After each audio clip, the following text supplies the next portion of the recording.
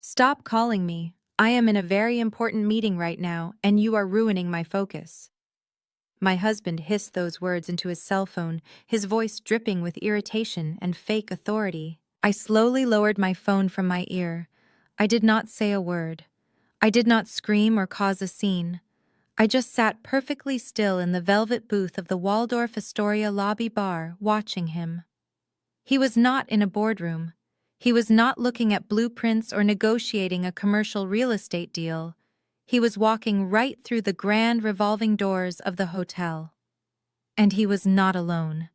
His left hand was holding a designer leather duffel bag, and his right hand was casually tucked into the back pocket of his 24-year-old assistant, Sasha. My name is Zoe. I am 32 years old, and up until that exact second I thought I was in a happy, secure marriage. If you have ever felt the floor drop out from under you because family or someone you loved completely betrayed your trust, hit the like button and subscribe. You are going to want to hear every single detail of how I handled this, because I promise you, revenge is best served with a flawless financial strategy. Before I get into the rest of the story, let me know where you are watching from in the comments. I took a slow sip of my martini. The ice-cold gin burned the back of my throat, forcing me to snap out of my initial shock. I had been married to DeAndre for 7 years. 7 years of standing by him while he climbed the corporate ladder. 7 years of listening to his inflated ego. Today was our anniversary. I had secretly canceled a multi-million-dollar private equity merger meeting in New York, a meeting that I had spent 6 months preparing for, just so I could catch an early flight back to Atlanta. I wanted to surprise him. I wanted to show up at his office with reservations at his favorite steakhouse. Instead, I had tracked his location through our shared family app, thinking he was at a work lunch, only to find him checking into a luxury suite with a girl who barely knew how to format a basic document. I watched them approach the reception desk. DeAndre leaned against the marble counter, flashing that signature $1 million smile. The same smile that had charmed me when we first met in college. Back then, he was driven and ambitious. Now, at 35 as a senior director of commercial real estate, he was just arrogant. He wore tailored Italian suits and constantly reminded everyone around him that he was the primary breadwinner. He loved playing the role of the traditional powerful husband who took care of his quiet, unassuming wife. His mother, Brenda, had raised him to believe that men were the undisputed kings of their households, and that a woman's only real value was how well she could keep a home and support her man. DeAndre had internalized every bit of that toxic mindset. For years, I played along. I let him take the credit for our beautiful home, our luxury vacations, and our stable life. I dimmed my own light so he could shine brighter, thinking that was what a supportive wife was supposed to do. He always told his friends that I was just a low-level financial consultant who worked from home in my pajamas. He thought my days consisted of balancing simple spreadsheets for local mom and pop shops. He liked it that way. It made him feel big. It made him feel like the absolute ruler of our $2.5 million mansion in Buckhead. What DeAndre did not know, and what he was too self-absorbed to ever figure out, was that I was not just balancing spreadsheets. I was the silent majority partner of one of the most aggressive private equity firms on the East Coast. While he was out buying expensive watches to look wealthy, I was quietly acquiring companies and building generational wealth. In fact, my firm was currently in the final stages of a hostile takeover of his entire corporate division. He was literally working for me, and he had absolutely no idea. Sasha giggled loudly, pulling my attention back to the present. She tossed her long weave over her shoulder and leaned into him. She was wearing a tight silk dress and carrying a handbag that cost more than her annual salary. A handbag I instantly recognized because DeAndre had told me the charge on our credit card was for a client appreciation gift. He had actually used the joint account, the one I quietly funded with my own dividends, to buy his mistress a $5,000 purse. The audacity was almost impressive. My chest tightened, but I refused to cry. Crying was for women who did not have a plan. I had an empire. I watched the receptionist hand DeAndre his room keys. He whispered something in Sasha's ear, making her blush, and then they headed toward the gold-plated elevators. The doors slid open, they stepped inside, and they were gone. I sat there for another 20 minutes. I let the reality of the situation wash over me. He had looked me in the eye this morning, kissed my forehead, and told me he had to go out of town for a sudden site inspection. He told me he was sorry to miss our anniversary dinner, but promised to make it up to me. The betrayal was so calculated, so effortless, that it made me sick to my stomach. He had probably done this a dozen times before. The late nights at the office, the sudden weekend conferences, the unexplained hotel charges he always managed to brush away as business expenses. I signaled the bartender and paid my tab, leaving a generous tip. I smoothed down the fabric of my tailored suit, picked up my briefcase, and walked purposefully across the lobby toward the concierge desk. The head concierge, a refined older gentleman named Thomas, immediately stood up straight as I approached. Thomas wore a perfectly tailored burgundy uniform and had the kind of discreet professionalism that money could not buy. Being a Diamond 5 IP member of the hotel group came with its perks, and Thomas knew exactly who I was from my frequent business stays. "Good afternoon, Ms. Zoe," Thomas said, with a warm, respectful nod. "It is always a pleasure to see you. How can we assist you today? Would you like me to arrange a private car for your evening?" "Hello, Thomas," I replied, keeping my voice perfectly level. "I do not need a reservation today. I just need a small favor. I need one of your premium security envelopes, the thick black ones, and a private piece of stationery." "Of course, right away," he said, pulling out a heavy textured card and a sleek black envelope from his desk drawer. He handed me a gold fountain pen. I stood at the polished wood counter and stared at the blank card. I did not write a tearful letter. I did not write a long paragraph about how much he had hurt me. I was completely done with him. I reached into my briefcase and pulled out a single sheet of paper that my lawyers had drafted just days prior regarding his corporate accounts. It was a document that would single-handedly destroy his fragile ego and his bank account. I folded the document perfectly, placed it inside the card, and slipped both into the black envelope. I sealed it tightly and wrote his name on the front in bold, clear letters. DeAndre. I handed the envelope back to Thomas, sliding a crisp $100 bill across the counter along with it. Not as a bribe, but as a token of appreciation for his absolute discretion. "My husband just checked into one of the penthouse suites," I said calmly. "He is scheduled to check out tomorrow morning. I need you to personally guarantee that this envelope is handed directly to him the moment he walks up to this desk to settle his bill. Not a minute before and not a minute after." Thomas gracefully slid the envelope and the bill into the lockbox beneath his register. He did not blink, did not ask why a wife was leaving a mysterious black envelope for a husband who was staying in a suite with another woman. "You have my absolute word, Ms. Zoe," Thomas assured me. "It will be the very last thing he receives before he leaves our establishment." "Thank you, Thomas," I said, offering a polite smile. "Have a wonderful evening." I turned on my heel and walked out of the grand lobby. The warm Atlanta air hit my face as the valet brought my car around. I slid into the driver's seat of my Porsche, a car DeAndre constantly complained was too flashy for a quiet woman like me, and started the engine. The powerful roar of the exhaust echoed in the valet tunnel. I did not drive to our house in Buckhead. I did not want to be surrounded by the custom furniture, the imported rugs, and the life we had built on his lies. I did not want to look at the photos of us smiling on the mantel. Instead, I drove straight to my private office downtown, a sleek minimalist space on the 40th floor that DeAndre had never even visited because he thought it was just a rented co-working desk. As I navigated the evening traffic, my mind was running through 100 different financial scenarios. DeAndre thought he held all the power in our marriage.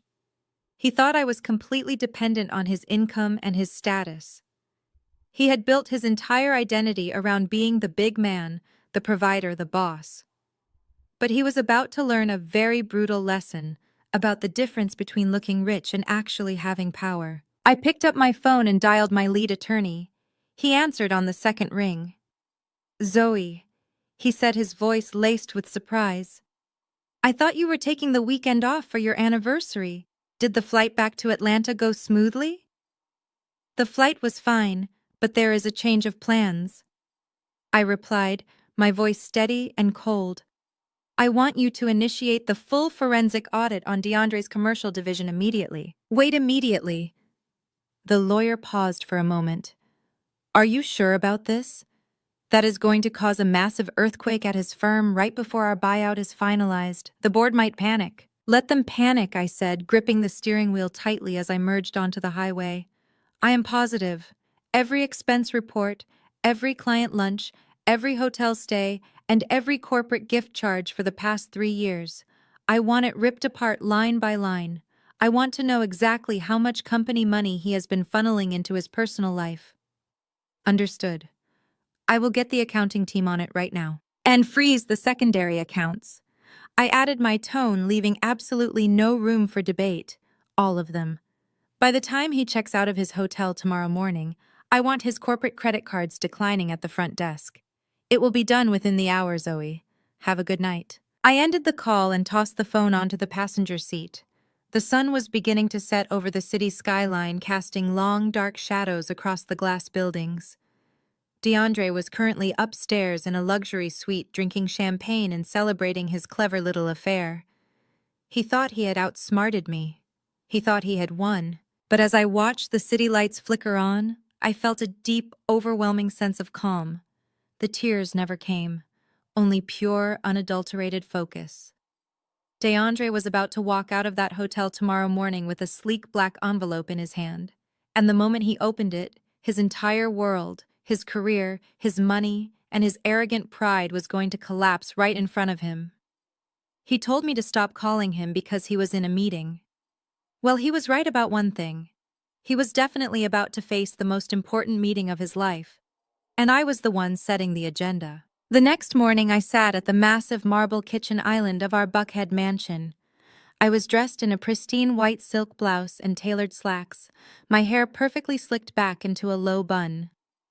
I slowly stirred my black coffee, listening to the quiet hum of the state-of-the-art refrigerator. The morning sunlight streamed through the floor-to-ceiling windows, illuminating the expensive imported rugs and custom artwork that decorated the open-concept living space. It was the perfect picture of domestic wealth and stability.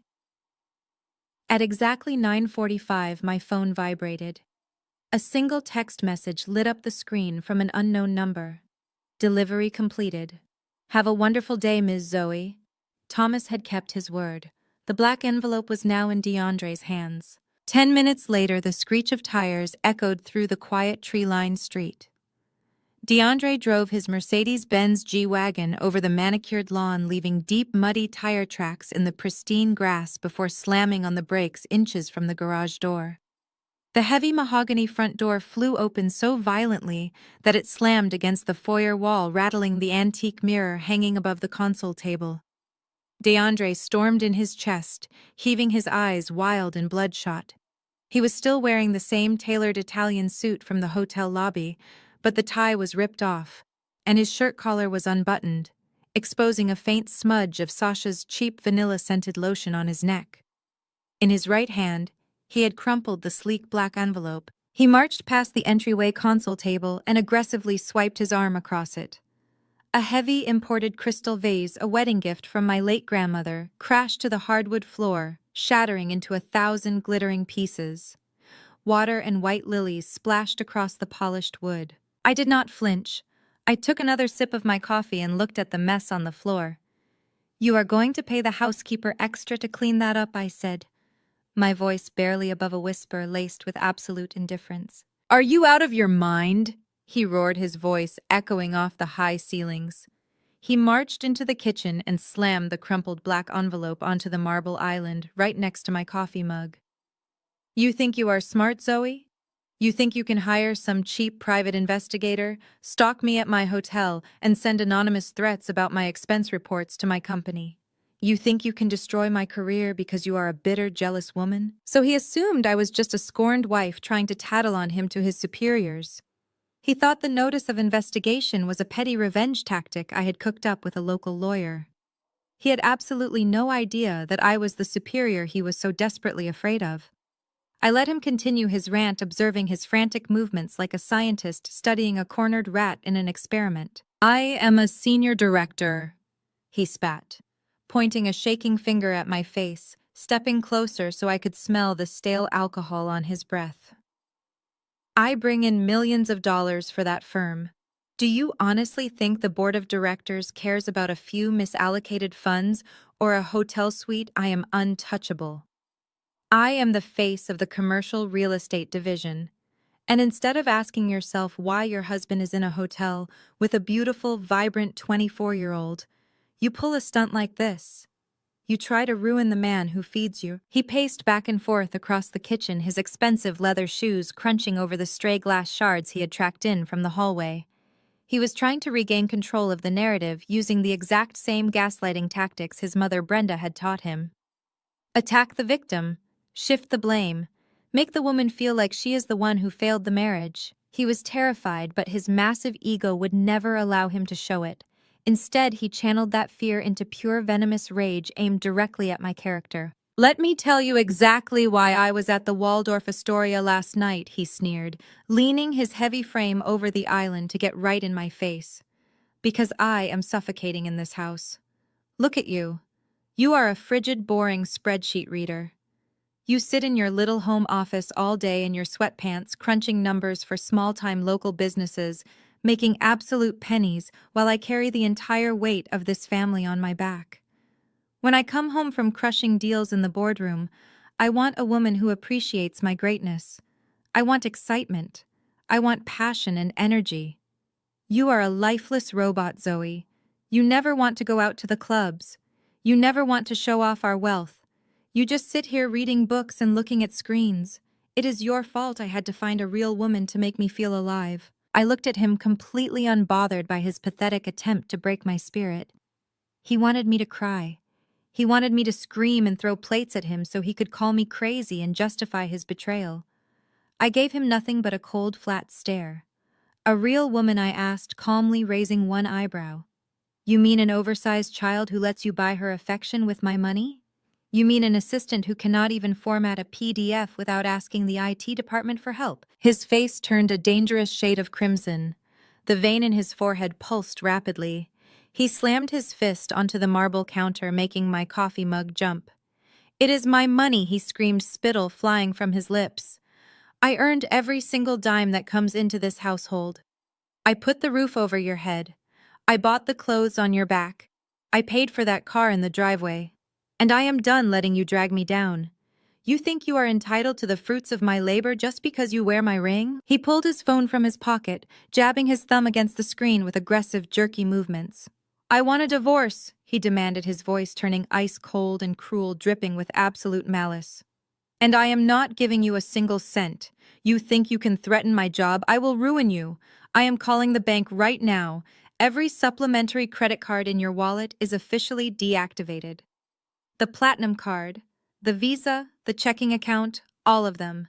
Done. Cut off. Welcome to the real world, Zoe." He paused, breathing heavily, waiting for the impact of his words to hit me. He expected me to fall to my knees. He expected me to apologize for pushing him away, to beg him to forgive me for ruining our anniversary. He wanted me to plead for my financial life, terrified of being thrown out into the streets of Atlanta with no income and nowhere to go. He thrived on the power dynamic he had meticulously constructed over the last 7 years. "You are going to walk out of here with exactly what you brought into this marriage, Zoe. Absolutely nothing. I am the sole provider here. I am the king of this castle. You are just a guest who overstayed her welcome. I will have my lawyer draft the separation papers by tomorrow morning. You have until the end of the week to pack your cheap little clothes and get out of my house.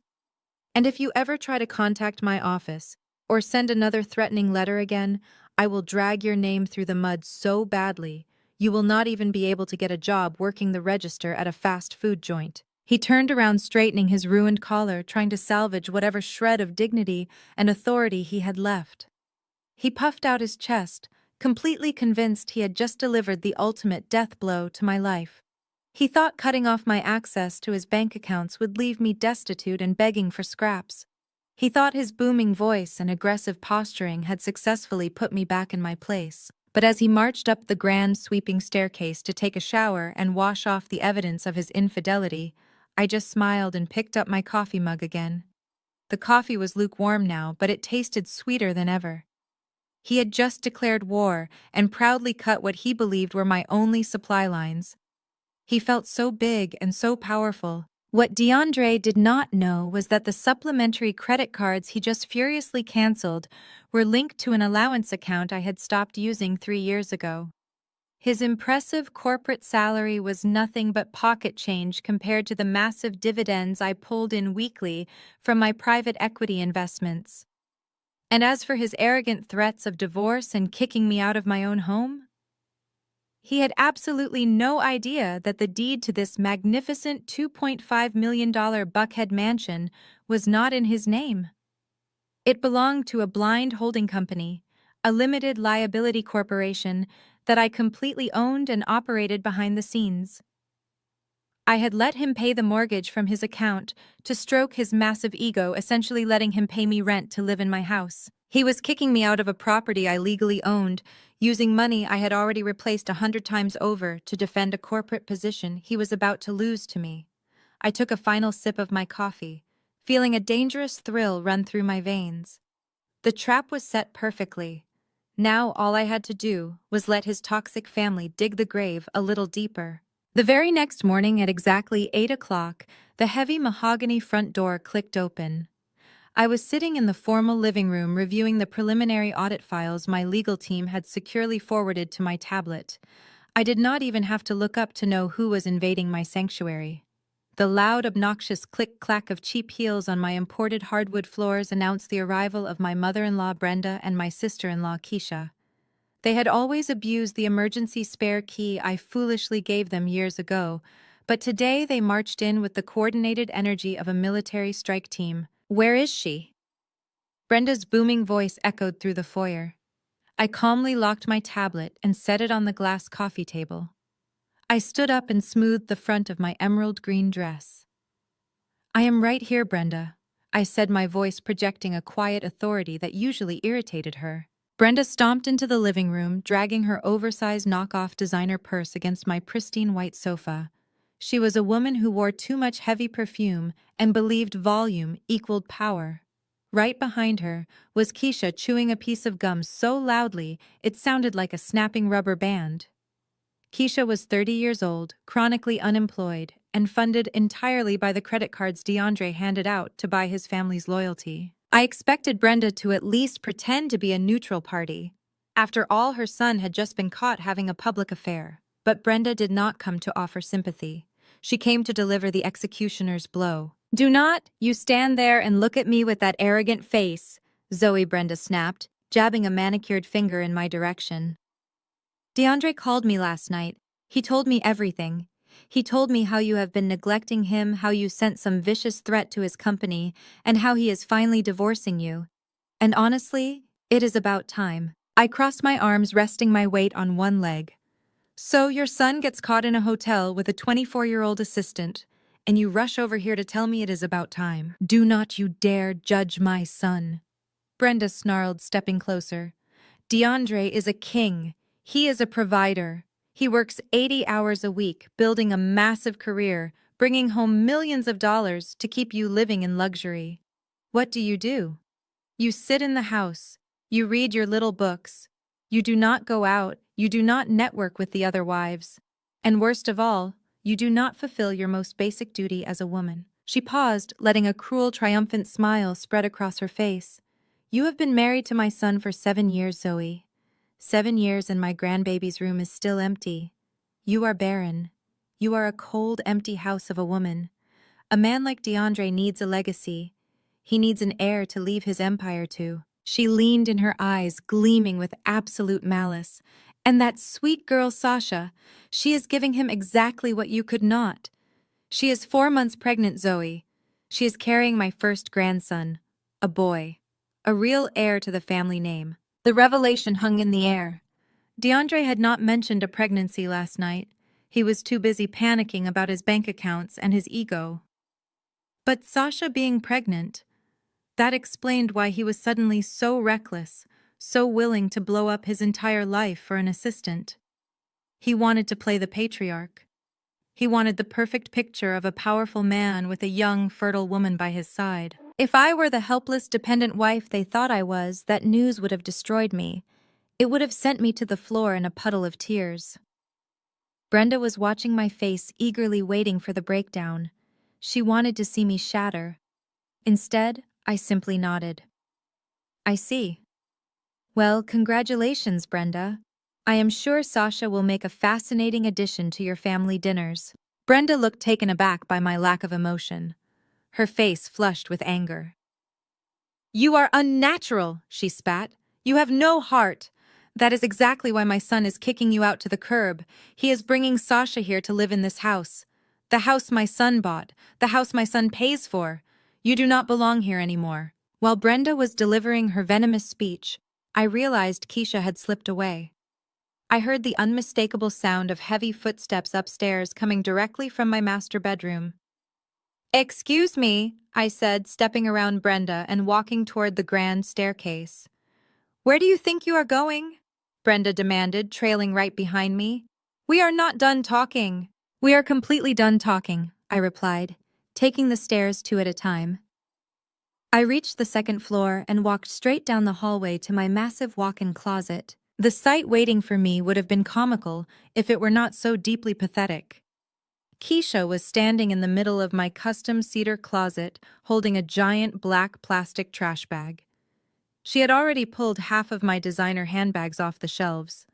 My vintage Chanel flaps, my limited edition Hermes Kelly the Prada totes I used for business travel, they were all being carelessly tossed into the garbage bag, like discarded laundry.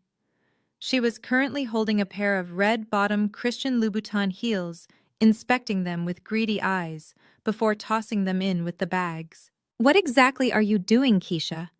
I asked, leaning against the doorframe.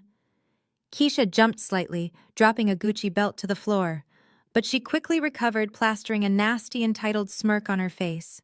She kicked the belt toward the trash bag. I am helping you pack. Keisha, said, her tone dripping with sarcasm. DeAndre said you have to be out by the end of the week.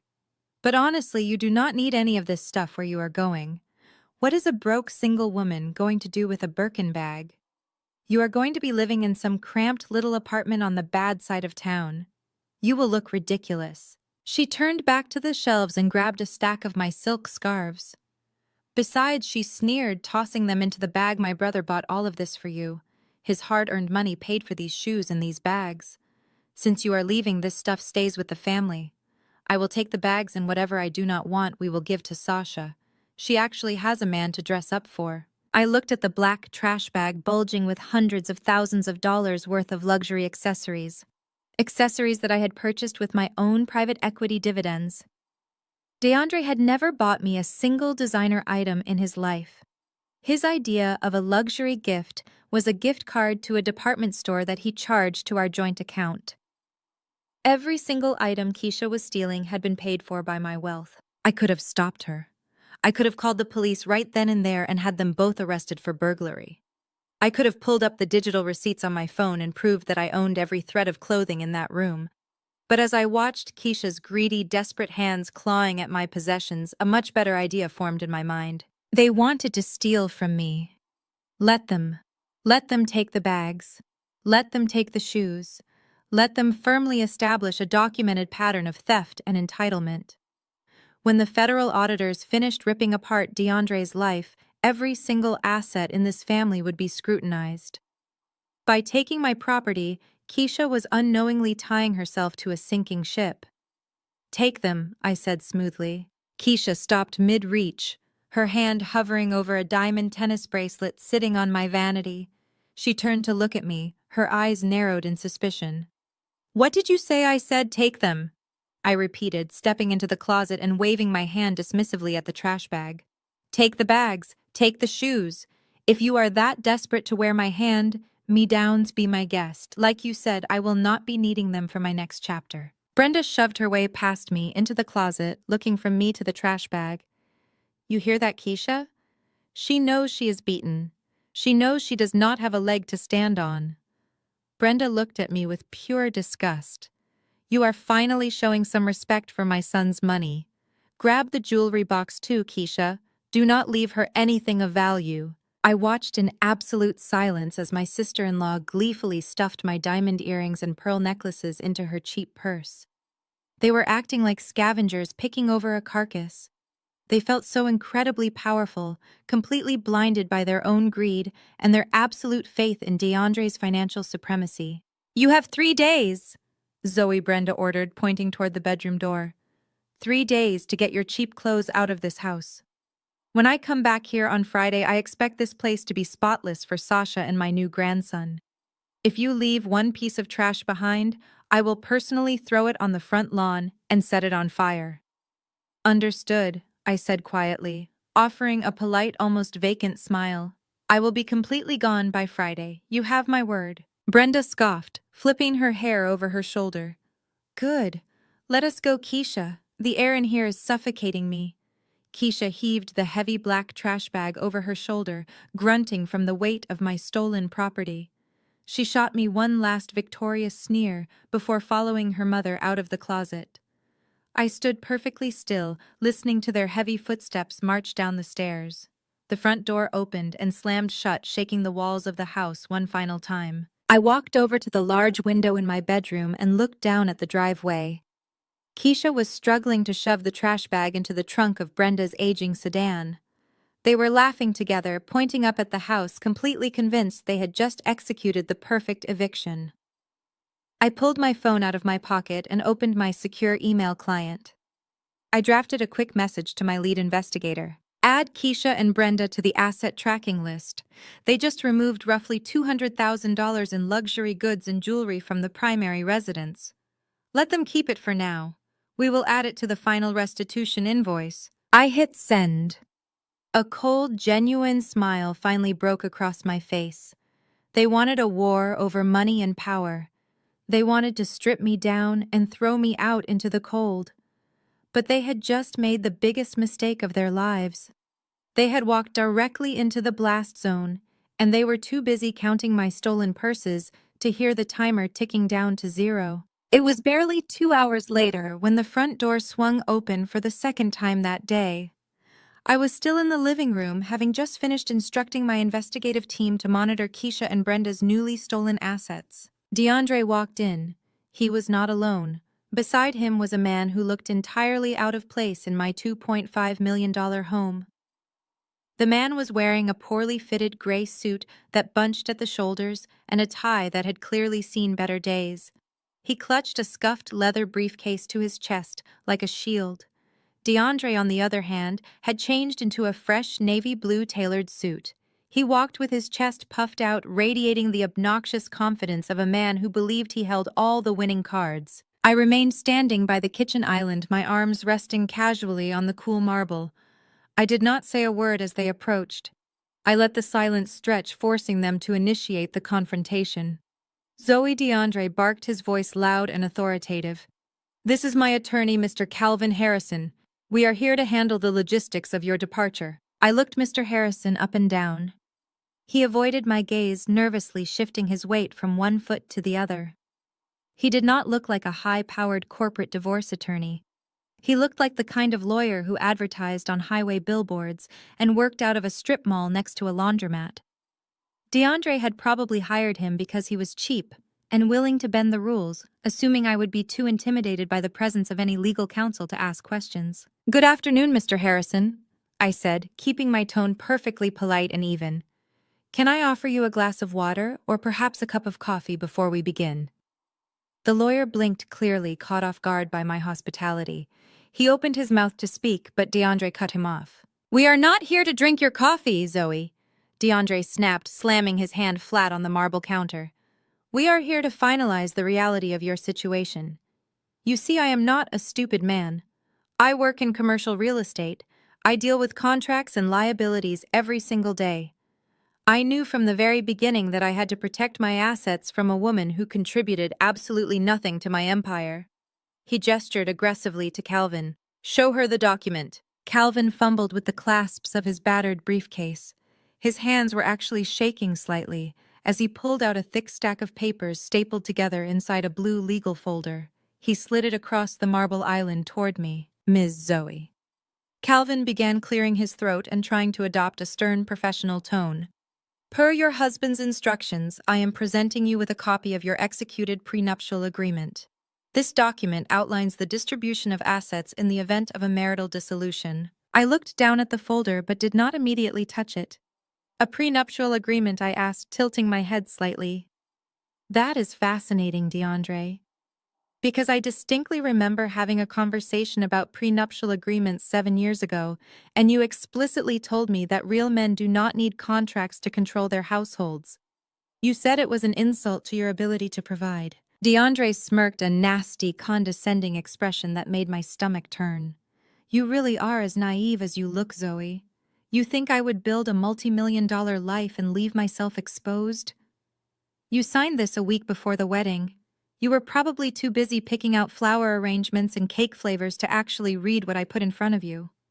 That is your problem, not mine. I slowly reached out and opened the blue folder. I flipped past the standard legal boilerplate pages and went straight to the terms of asset division. I read the clauses in silence, my trained legal mind instantly dissecting the absolute absurdity of what I was looking at. According to the document, in the event of a divorce, I was waiving my right to any and all alimony. I was forfeiting any claim to his retirement accounts, his investment portfolios, and his stock options. But the most glaringly obvious clause was highlighted on page 4. It stated that the primary residence, the Buckhead mansion we were currently standing in, was the sole and exclusive property of DeAndre, and that I had zero equity or ownership rights to the estate. It was a masterpiece of masculine delusion. DeAndre was trying to legally claim a house that he did not even own. The deed was registered to my private LLC. If this cheap lawyer had bothered to do a simple 5-minute public record search on the county property tax database, he would have realized that DeAndre's name was nowhere near the title. But DeAndre was so blinded by his own ego that he had probably just dictated these terms to Calvin and demanded he type them up. I flipped to the very last page where the signatures were located. There, next to the date, was my name. Zoe. I stared at the signature. It was not just a forgery. It was a remarkably bad forgery. The loops of the letters were shaky, lacking the fluid confidence of my actual handwriting. Someone had clearly taken an old document with my signature, placed it over this page, and traced it. And they had pressed so hard with the pen that I could actually feel the indentation on the back of the paper. "This is your master plan?" I asked quietly, looking up from the paper and meeting DeAndre's arrogant gaze. "It is not a plan, Zoe. It is the law," DeAndre declared, crossing his arms over his chest. "You signed it. Calvin here has legally verified it. That means you get nothing. The cars, the bank accounts, the furniture, the house, it all belongs to me. I built this life, and now I am taking it back so I can share it with a woman who actually respects me. Sasha is moving in on Friday. She is pregnant with my son, and she needs a stable environment." I looked at Calvin. "Mr. Harrison, are you aware of the federal penalties for knowingly presenting a forged legal document in an attempt to defraud a spouse of their assets?" Calvin swallowed hard, a bead of sweat forming on his brow. He tugged at his cheap collar. "Ms. Zoe, I assure you my client provided this document to me in good faith. If you wish to contest the validity of the signature, you will have to hire your own counsel and take us to court. But be warned, litigation is incredibly expensive. Given that your husband has terminated your access to all joint funds, you simply do not have the financial resources to fight this." That was their strategy. It was a classic intimidation tactic used by abusive spouses. Cut off the money present, a terrifying legal threat, and bank on the fact that the victim is too broke and exhausted to fight back. DeAndre was expecting me to crumble. He was expecting me to burst into tears, to beg him for a small settlement, to plead with him not to leave me destitute. Instead, I carefully closed the blue folder and pushed it back across the marble island. "You want the house, DeAndre?" I asked, my voice terrifyingly calm. "It is my house," he barked, his face twisting with irritation at my lack of a breakdown. "And I want you out of it. I gave you 3 days. You have until Friday morning to pack whatever cheap clothes my sister did not throw in the trash. I am changing the security codes at noon on Friday.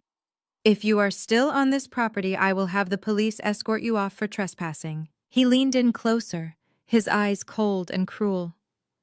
You are a ghost, Zoe. You have no money. You have no career. You have no family to fall back on. You are nothing without me. You should be thanking me for letting you live in luxury for the last 7 years. Now be a good girl, take your little suitcase and disappear. I held his gaze for a long, silent moment.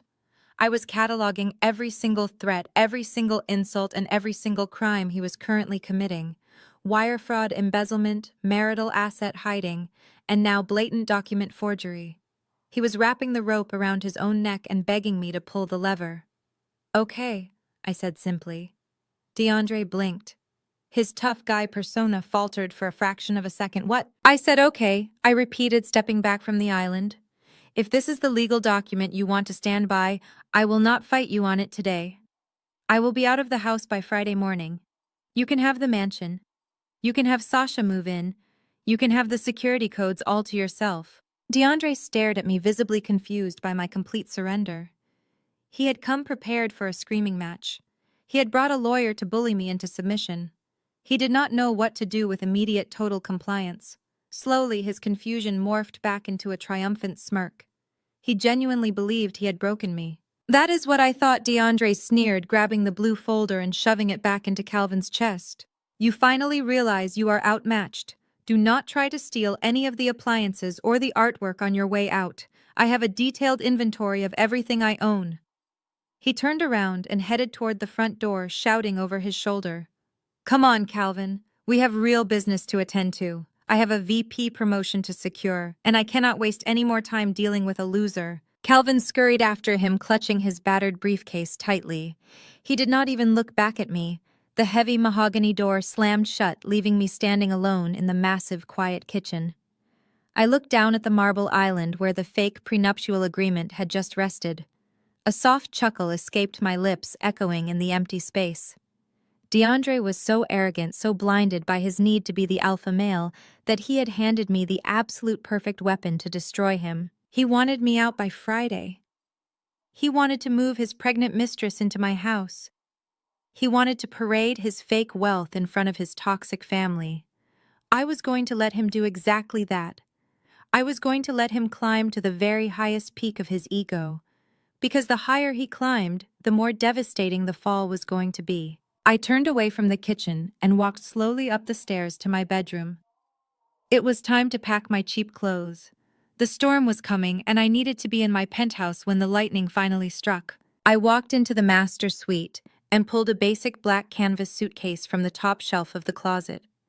Keisha had already decimated the lower shelves, taking every designer label she could get her greedy hands on. I did not care. I opened the suitcase on the bed and began folding plain cotton t-shirts, basic yoga pants, and simple sweaters. I packed a generic toiletry bag. No expensive imported perfumes, no diamond watches, no customized gold jewelry.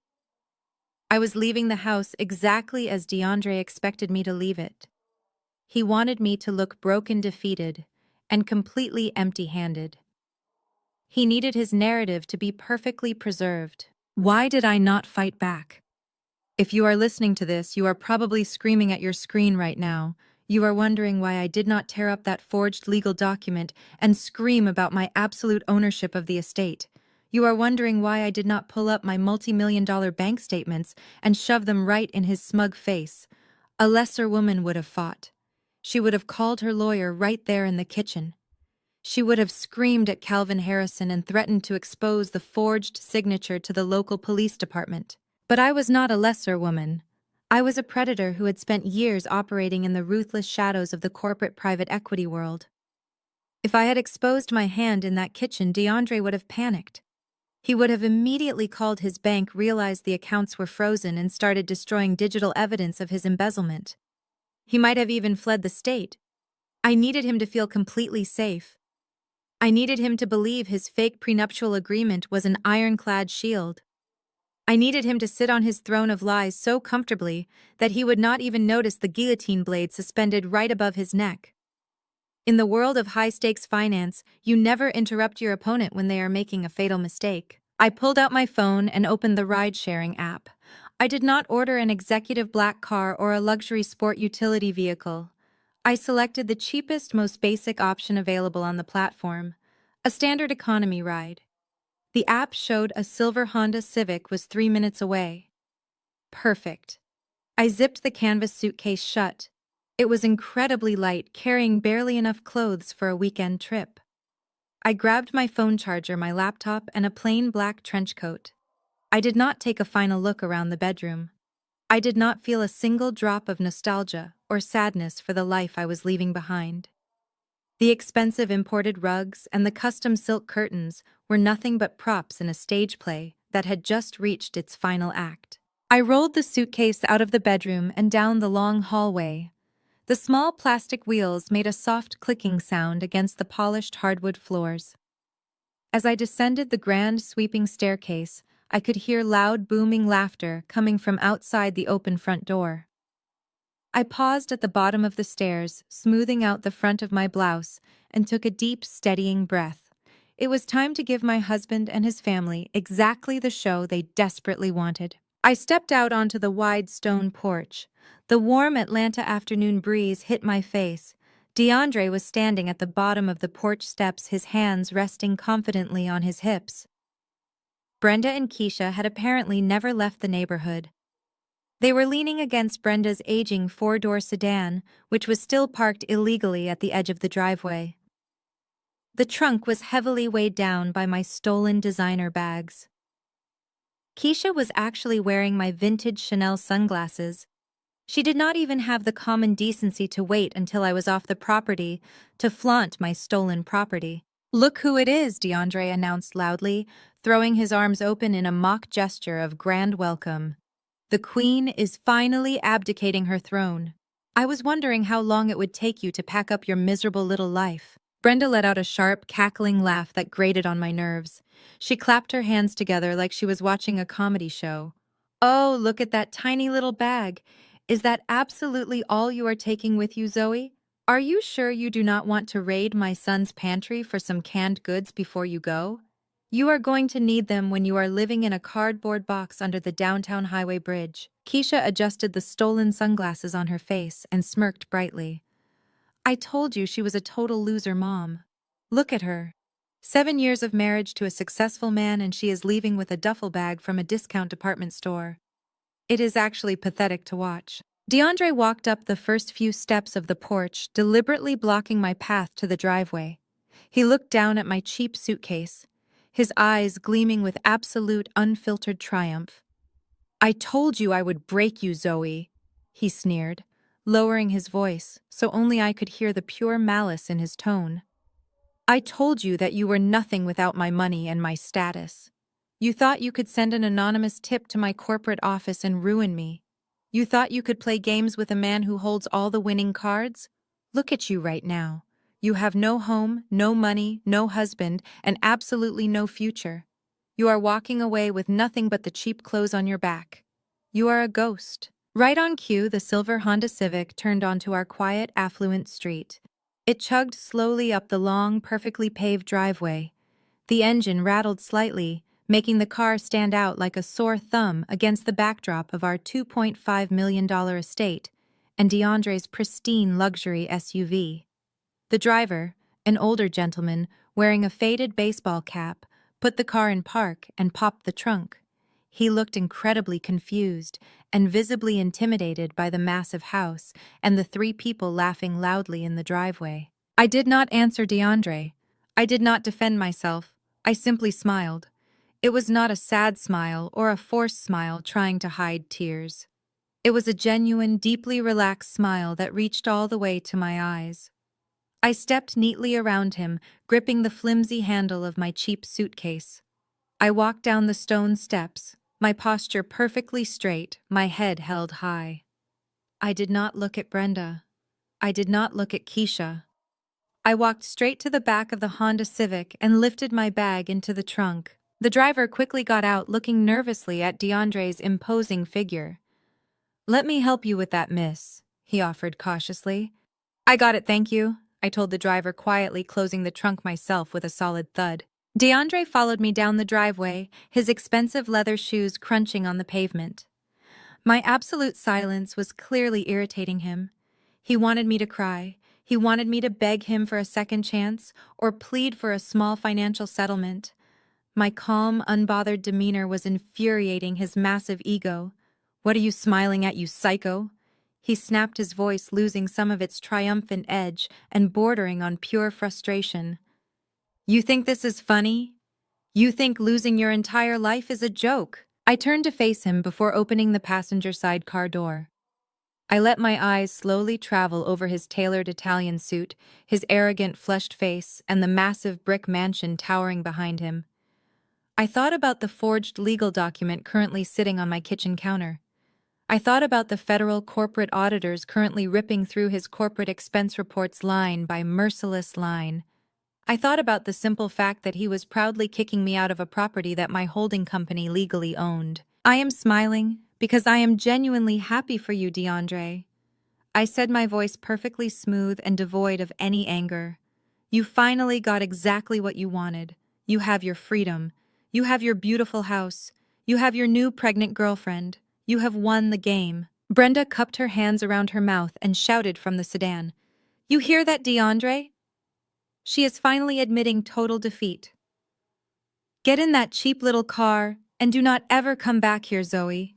We are changing the security locks tonight." "I will not be coming back," I promised Brenda, my voice carrying clearly over the warm air of the driveway. "Enjoy the weekend, all of you."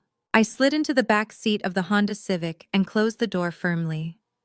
The interior smelled like stale air freshener and old coffee, a stark contrast to the custom leather interior of the vehicles I usually drove. The driver put the car in drive and began to slowly back out of the long, winding driveway. Through the dark tinted window, I watched them celebrate my departure. DeAndre had his hands firmly on his hips, his chest puffed out like a proud, victorious general. Keisha and Brenda were literally high-fiving each other over the roof of their car. They were throwing a celebration on my front lawn. To any outsider watching, it looked like the ultimate domestic tragedy. A wealthy, powerful husband throwing out his useless, dependent wife to make room for his young, fertile mistress.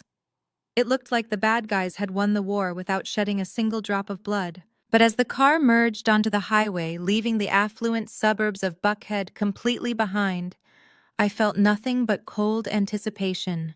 By walking away in total silence, I had just given DeAndre the ultimate gift. I gave him enough rope to hang himself.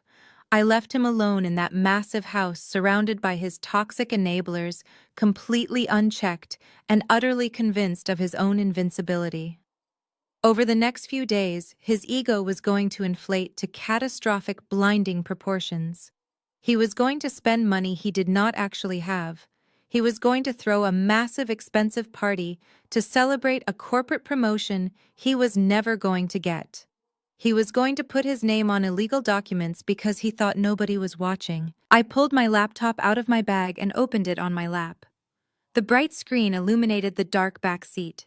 I logged into my highly secure server and pulled up the live feed of the hidden security cameras installed throughout the Buckhead mansion. DeAndre did not know about these cameras.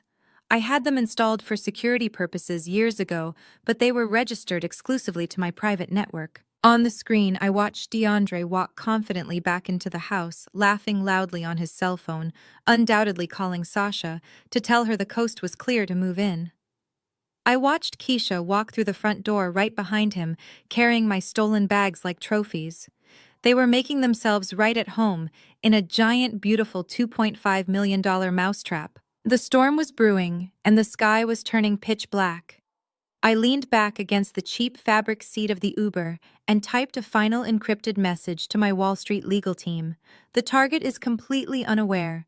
Proceed with the corporate audit. Let him plan his baby shower. We will bring the fireworks." The very next morning, I sat at the expansive glass desk in my downtown penthouse. The penthouse was a triplex with panoramic views of the Atlanta skyline, a property I bought in cash 3 years ago under a blind trust. I had my primary work monitor displaying the intricate web of DeAndre's corporate accounts, while my tablet was propped up on a silver stand, tuned directly to Sasha's public Instagram page. I did not have to wait long. At exactly 10:15, a notification popped up on the screen. Sasha is going live. Sasha's face filled the screen, heavily filtered and beaming with pure arrogance.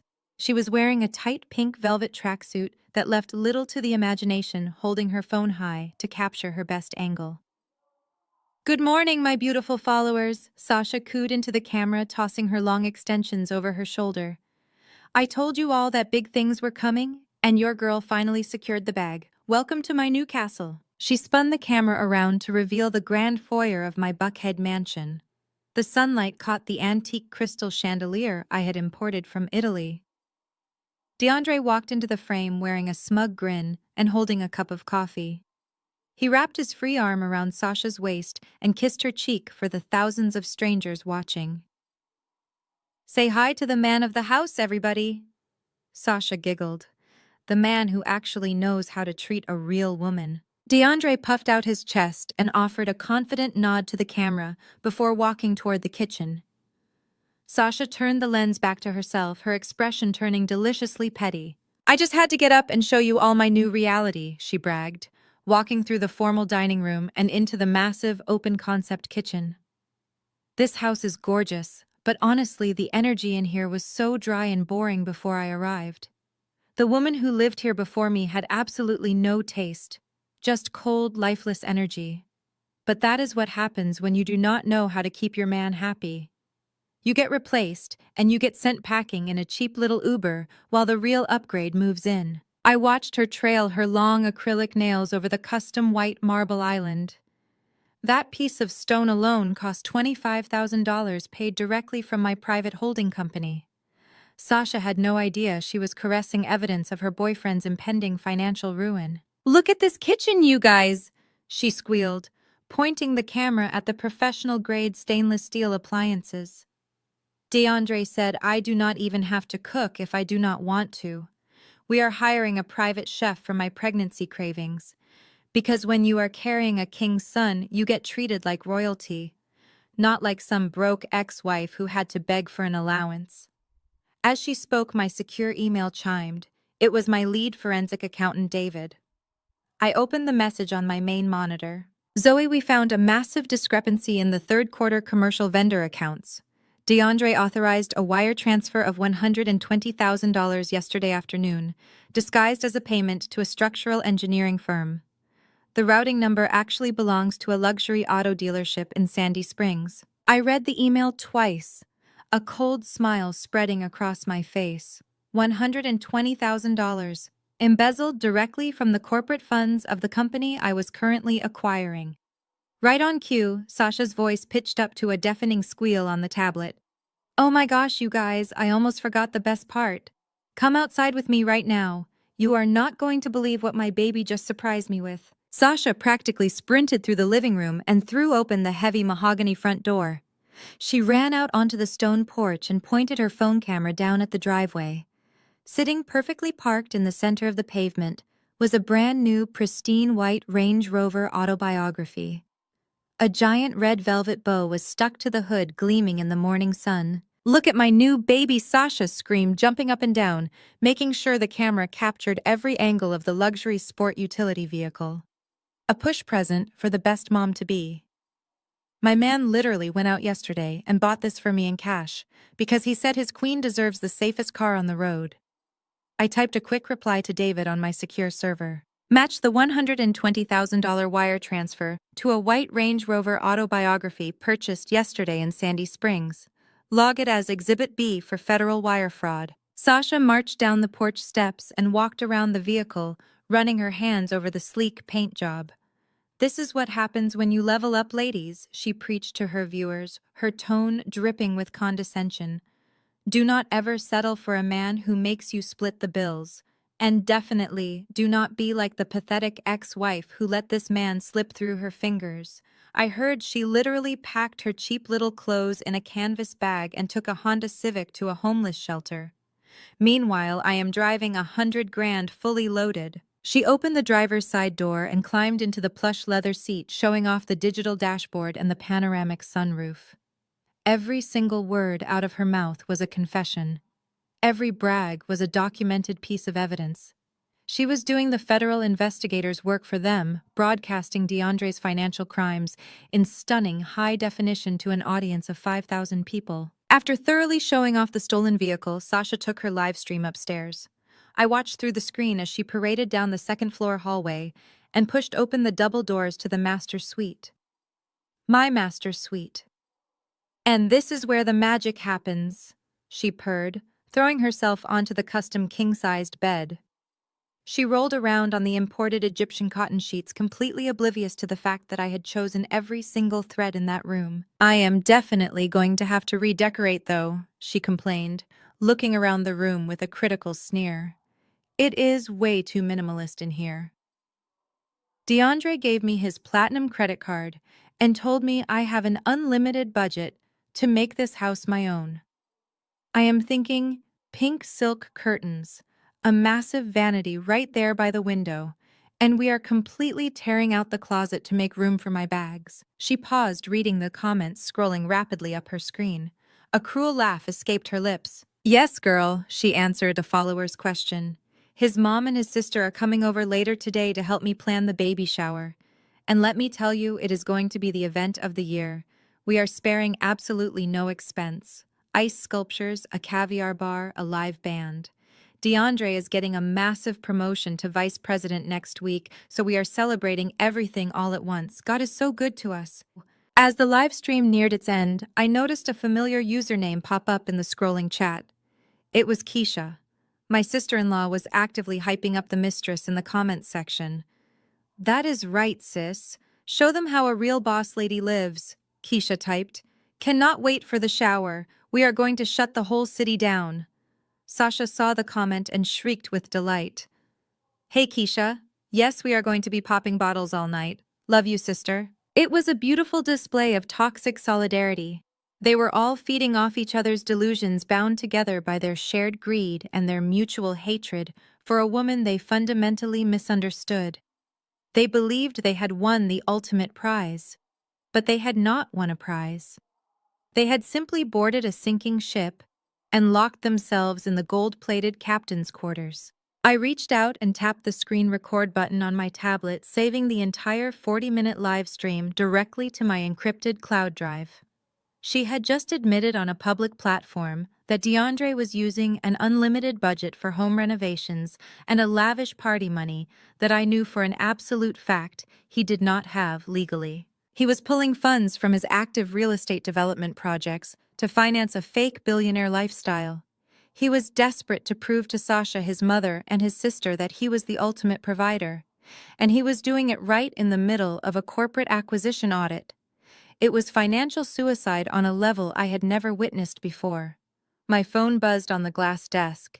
It was a text from the head of the private equity board, my right-hand man in New York. "The acquisition paperwork is finalized. We officially take controlling interest of DeAndre's parent company next Thursday. How do you want to handle the transition?" I looked at the tablet screen. Sasha was now blowing kisses to the camera, telling her followers she had to go meet the interior designers to rip up my floors. I picked up my phone and typed my response. "Do not announce the takeover to the regional directors yet. I want the transition to be a surprise. DeAndre is throwing a massive baby shower at his residence next weekend. Let us schedule the corporate restructuring announcement for exactly the same day. I will deliver the news personally." I set the phone down and leaned back in my ergonomic leather chair. The view of Atlanta stretched out endlessly before me. DeAndre thought he had completely erased me from his life. He thought he had discarded a boring, dependent woman and upgraded to a glamorous, subservient trophy. He thought he was untouchable. He had exactly 1 week left of playing king of the castle. 1 week of Sasha flaunting stolen money on the internet. 1 week of his mother, Brenda, bragging to her church friends about her wealthy son. 1 week until the absolute darkest storm of their lives came crashing through their front door, led by the exact woman they had all thrown away. I closed the Instagram application and turned my full attention back to the forensic audit displayed on my main monitor. Line by line, I tracked DeAndre's fraudulent transactions. The catering deposit for the baby shower. the interior design consultation fee, the florist, all paid for with stolen corporate money. I documented every single dime. Let them celebrate. Let them drink the champagne and pose for the cameras. I was going to let them reach the absolute peak of their arrogance, and then I was going to take everything away. I did not have to wait long to see exactly how high that peak of arrogance would reach. By Tuesday morning, the digital trap I had set was catching more rats than I had ever anticipated. My forensic accounting team forwarded a high-priority alert to my secure server. It was a massive credit inquiry on DeAndre's financial profile. I opened the file and leaned closer to the monitor, a cold laugh escaping my lips as I read the details. Keisha had never held a job for more than 6 consecutive months in her entire adult life. Her entire existence was funded by the financial crumbs DeAndre threw her way to keep her loyal. But now, with me out of the picture and Sasha treating her like a VIP sister, Keisha felt absolutely invincible. She had marched into a high-end real estate office in Midtown Atlanta carrying one of my stolen vintage Chanel bags and demanded to see their luxury penthouses. I watched the credit check hit the financial system in real time. She was applying for a $1.2 million condo overlooking Piedmont Park. The monthly homeowner association fees alone were more than she made in an entire year of working retail. Of course, a woman with a credit score in the low 500s and zero verifiable income was never getting approved for a $1 million mortgage on her own. That is where DeAndre stepped in to play the hero. My screen lit up with a secure document intercepted from the mortgage lender. DeAndre had electronically signed as the primary guarantor. He co-signed a 30-year mortgage for a luxury condo he would never live in, just to prove to his little sister that he was the ultimate provider. He submitted his corporate income statements to the bank to secure the loan, completely unaware that those exact same statements were currently being analyzed by my federal investigators for massive fraud. By co-signing that loan, DeAndre legally bound Keisha to his impending financial collapse. When he went down, the bank would immediately foreclose on her shiny new condo, leaving her with a massive mountain of debt and a ruined credit profile that she could never recover from. I could have stopped the transaction. I could have anonymously flagged the application for income verification and killed the deal. Instead, I approved the bank's inquiry from the back end of the system, ensuring the loan went through perfectly. Let her have the keys. Let her buy the expensive modern furniture on credit. The higher she climbed up her fake social ladder, the harder she was going to hit the pavement. While Keisha was busy playing a high-rolling real estate mogul, Brenda was aggressively cementing her status as the matriarch of the year. Brenda had spent her entire adult life trying to climb the vicious social ladder of her elite mega-church. The women in her congregation were ruthless, constantly judging each other by the cars their children drove, the designer suits they wore to Sunday service, and the zip codes they lived in. Brenda had always used my Buckhead mansion to host her weekly Bible studies, parading my beautifully decorated home as her own personal achievement. But a baby shower for her first grandson, that required a level of pure extravagance that bordered on absolute insanity. Through the digital invoices rolling into DeAndre's tracked accounts, I watched Brenda's master plan unfold line by ridiculous line. She was not just throwing a baby shower. She was staging a royal coronation. She hired Atlanta's most expensive celebrity event planner. The invoices flashing across my screen were staggering. $15,000 for custom floral walls imported from Ecuador. $10,000 for a caviar and imported seafood tower. $5,000 for a custom sculpted ice centerpiece shaped like a life-sized baby carriage. She even booked a 10-piece live jazz band to play in the backyard of the mansion. Brenda invited over 200 guests, including every prominent family in her church congregation and all of DeAndre's country club friends. She wanted a massive audience to witness her son's absolute triumph. She wanted to show off Sasha, the young subservient daughter-in-law, who would finally give her the heir she had always demanded. The sheer volume of money flowing out of DeAndre's accounts to fund this circus was breathtaking. But there was a massive, glaring problem. The money was not coming from DeAndre's personal savings. He did not have any personal savings. His entire wealthy lifestyle had been quietly subsidized by my silent contributions for 7 years. I paid for the luxury vacations, I paid for the custom furniture, I paid the exorbitant property taxes. With my private equity funds completely cut off and his access to my accounts terminated, DeAndre was suddenly forced to fund a billionaire lifestyle on a mere corporate director's salary. It was mathematically impossible, so he was forced to find a new well to draw from, and his arrogant ego chose the absolute worst possible source. As the silent majority partner of the massive private equity firm actively acquiring his company, I had complete, unrestricted access to the internal accounting ledgers of his commercial real estate division. DeAndre was currently managing a $70 million commercial development project in the downtown business district.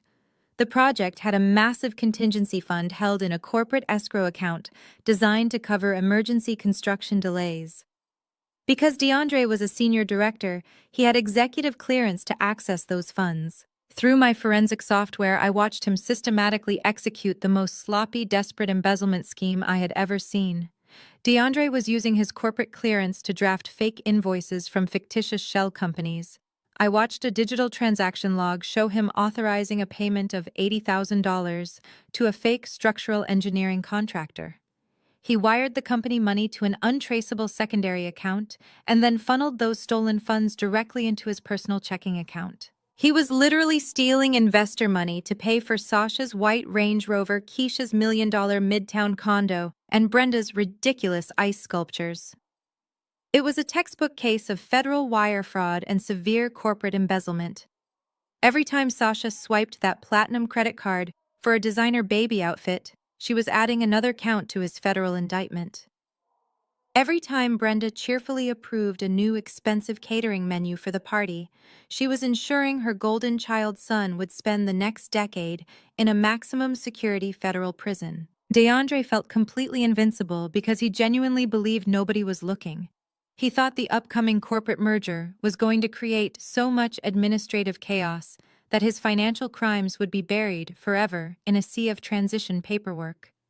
He thought the new anonymous ownership group would be too busy restructuring the executive board to notice a few $100,000 missing from a massive development fund.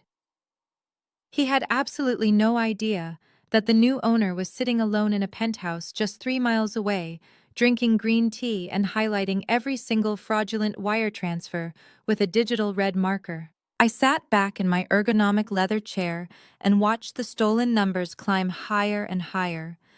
200,000, 350,000, $500,000 embezzled in less than 10 days. He was burning through stolen cash with the frantic, desperate frenzy of a man trying to outrun his own massive lie. He could not tell his mother that he could not afford the baby shower. He could not tell his mistress that he could not afford the car.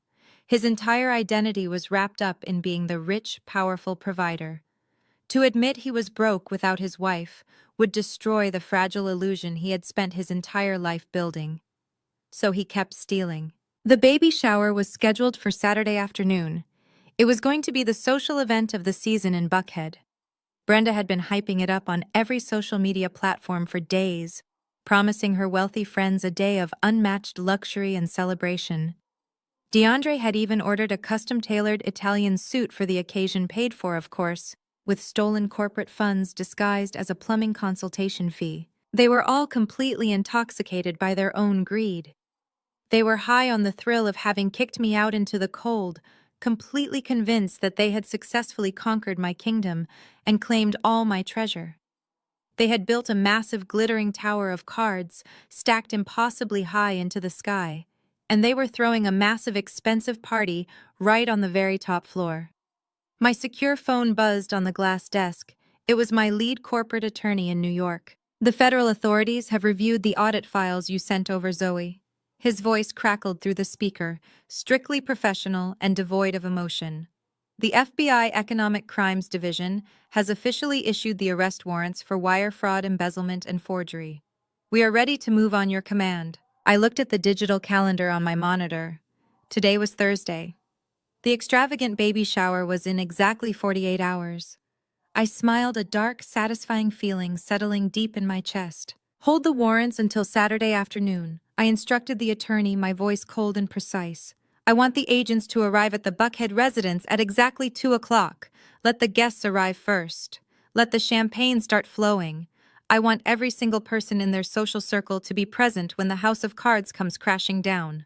Understood, the attorney replied. We will see you on Saturday, Madam Chairman. I ended the call and closed the audit files.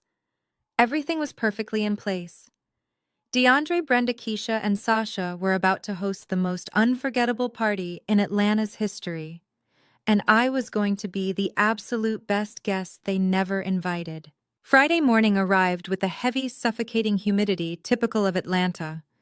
Inside the sleek, glass-enclosed high-rise of DeAndre's corporate headquarters, the atmosphere was completely different. It was electric with panic. The entire commercial real estate division was running on caffeine and pure fear. The massive acquisition by an anonymous private equity firm had been the only topic of conversation for the past 2 months. Rumors were flying around the cubicles about mass layoffs, departmental restructuring, and aggressive new management. Most of the senior directors were sweating through their expensive shirts, terrified that their comfortable six-figure jobs were about to be eliminated by a ruthless Wall Street hatchet man. DeAndre, however, was not sweating. He was practically floating. He strolled out of the executive elevator at 10:15 in the morning, an hour and a half late, holding a cup of artisan coffee.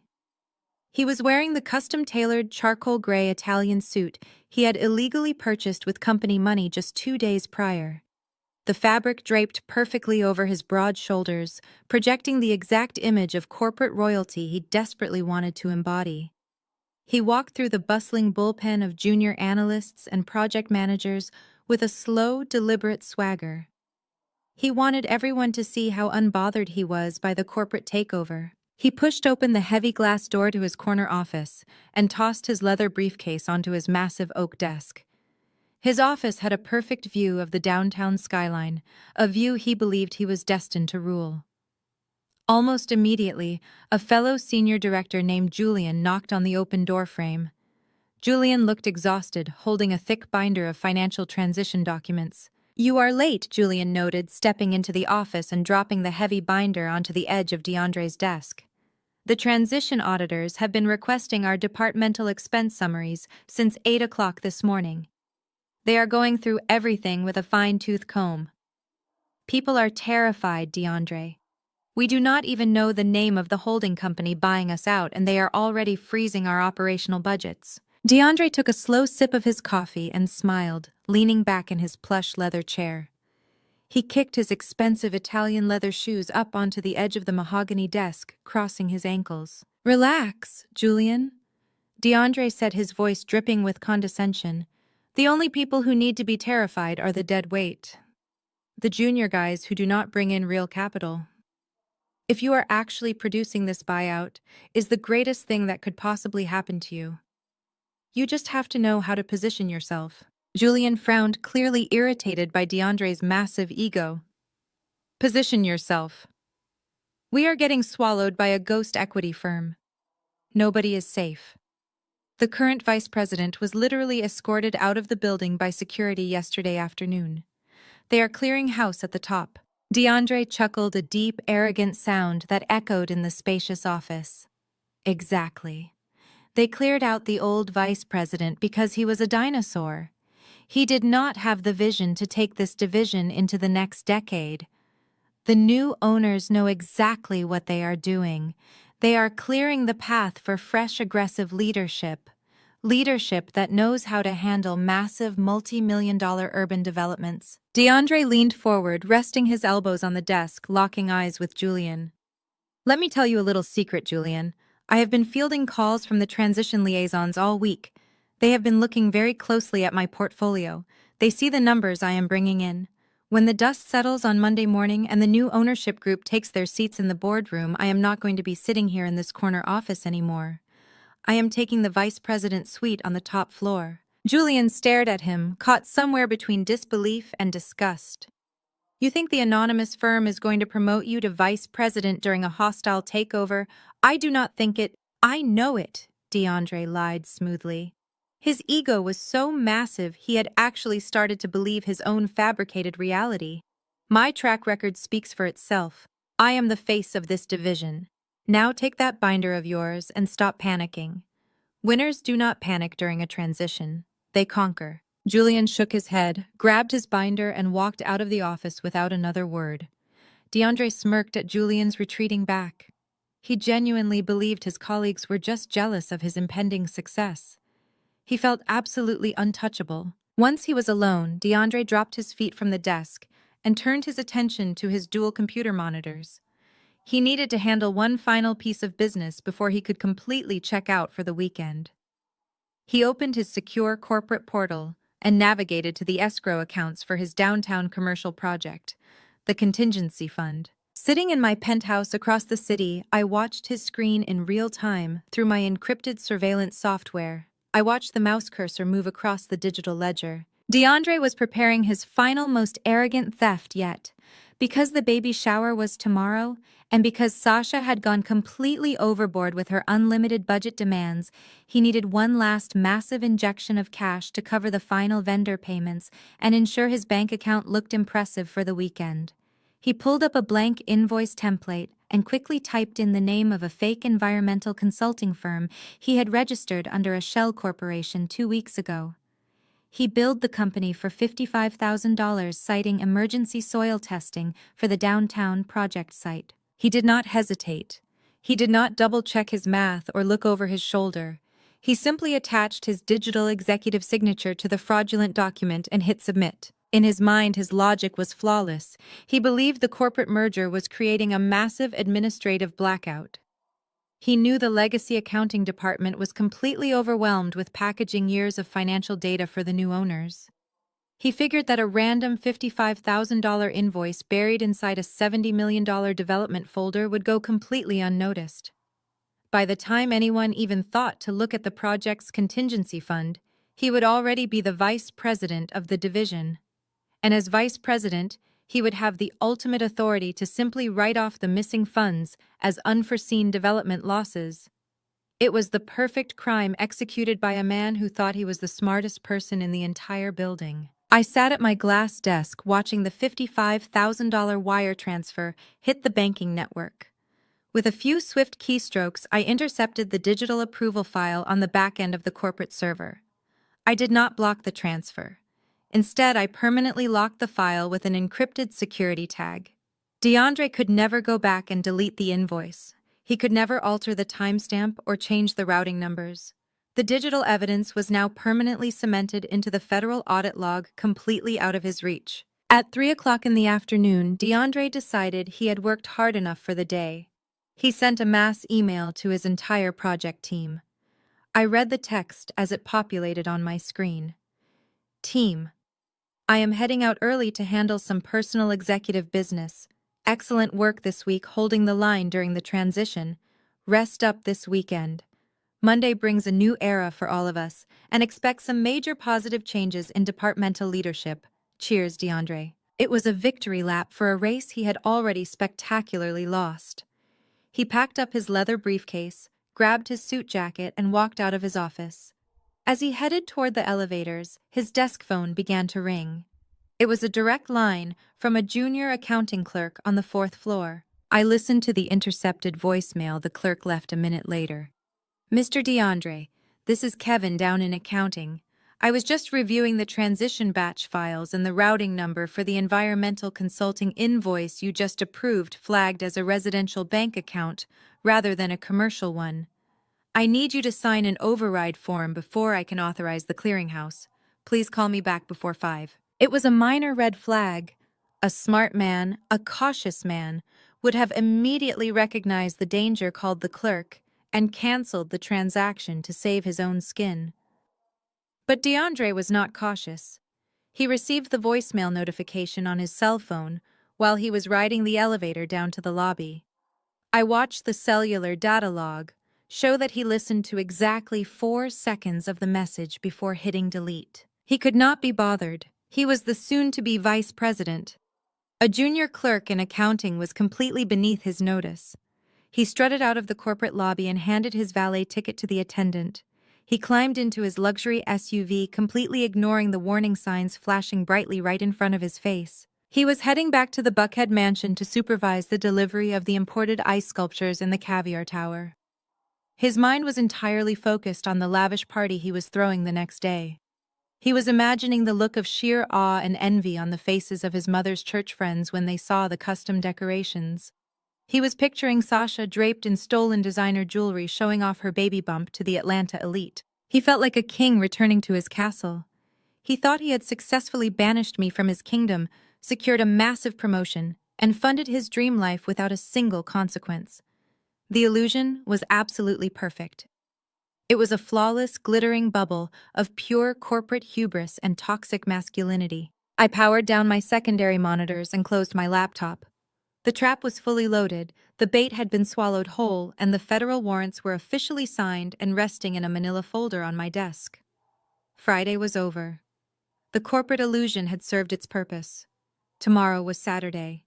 Tomorrow the bubble would finally burst, and the reality I had meticulously orchestrated would come crashing down on his head with the force of a freight train. Saturday morning arrived with a crisp, clear blue sky over Atlanta. I stepped out of my private elevator, the polished steel doors sliding open silently to reveal the grand foyer of my actual residence. The $8 million triplex penthouse was a masterpiece of modern architecture featuring floor-to-ceiling windows that offered an unobstructed 360-degree view of the city.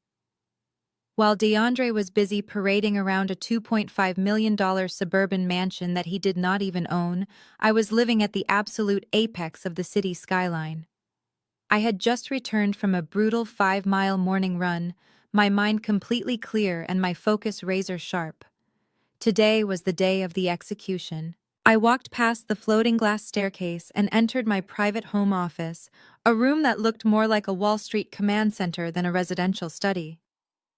I bypassed the standard monitors I had been using all week and approached the massive wall-mounted digital smartboard at the far end of the room. I pressed my thumb against the biometric scanner. The glass instantly turned opaque and the screen flared to life, establishing a secure, heavily encrypted video link directly to a boardroom in Manhattan. 4 men and 2 women appeared on the screen, all dressed in immaculate business attire, despite it being a Saturday morning. They were the senior partners and executive board members of my private equity firm. Sitting at the head of the digital table was my lead corporate attorney, accompanied by a stern-looking man wearing a dark suit and a federal badge clipped to his belt. He was Special Agent Reynolds from the FBI Economic Crimes Division. "Good morning, Madam Chairman," my lead attorney said, his voice echoing cleanly through the surround sound speakers. "We have everyone assembled as requested. The final transition documents for the corporate buyout are fully executed. As of midnight last night, our firm officially holds 85% controlling interest in the commercial real estate parent company. You are now the absolute sovereign authority over that entire corporate structure." "Good morning, everyone," I replied, wiping a bead of sweat from my collarbone with a pure white towel. I took a seat in my ergonomic leather chair, leaning forward to look at the grid of faces on the screen. Let us skip the pleasantries. I want a final status report on the target before we initiate the freeze. David, what are the final numbers on the internal audit? David, my lead forensic accountant, adjusted his glasses and looked down at his tablet. It is a complete financial massacre, Zoe. Over the past 14 days, DeAndre has authorized 32 fraudulent wire transfers. He used fake vendor invoices, dummy shell corporations, and unauthorized executive overrides to siphon funds directly from the downtown commercial development escrow accounts. The grand total of embezzled corporate capital stands at exactly $685,000. A low murmur of disbelief rippled through the Wall Street boardroom. Even for seasoned private equity sharks, the sheer brazenness of the theft was staggering. "And the $55,000 invoice from yesterday afternoon?" I asked, pulling up the intercepted file on my personal tablet. "Cleared and tracked," David confirmed. He wired it to a fake environmental consulting firm, and then immediately transferred the funds to a personal checking account. We have the digital receipts for every single penny. He used the stolen money to pay for high-end caterers, imported florists, and a celebrity event planner. He literally used federal wire fraud to buy caviar and ice sculptures for a baby shower. Special Agent Reynolds leaned closer to his microphone, his expression completely devoid of amusement. "We have reviewed the entire audit log, Miss Zoe. The evidence is absolutely overwhelming. We have officially secured the arrest warrants for DeAndre on multiple counts of federal wire fraud, corporate embezzlement, and aggravated identity theft. We also have a secondary warrant for document forgery regarding the fake prenuptial agreement he presented to you." "Excellent," I said, a slow, dangerous smile spreading across my face. "What about the collateral damage? What about Keisha and Brenda?" David tapped his screen again. "Keisha successfully closed on the $1.2 million Midtown luxury condo yesterday evening. DeAndre signed as the sole financial guarantor using his heavily inflated and now completely fraudulent corporate income statements. Because the loan was secured using falsified documents and stolen wealth, the bank will trigger an immediate default clause. The second DeAndre is placed in federal custody.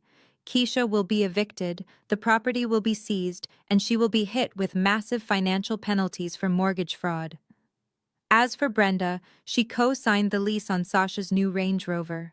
When the assets are frozen, that vehicle will be repossessed by Tuesday."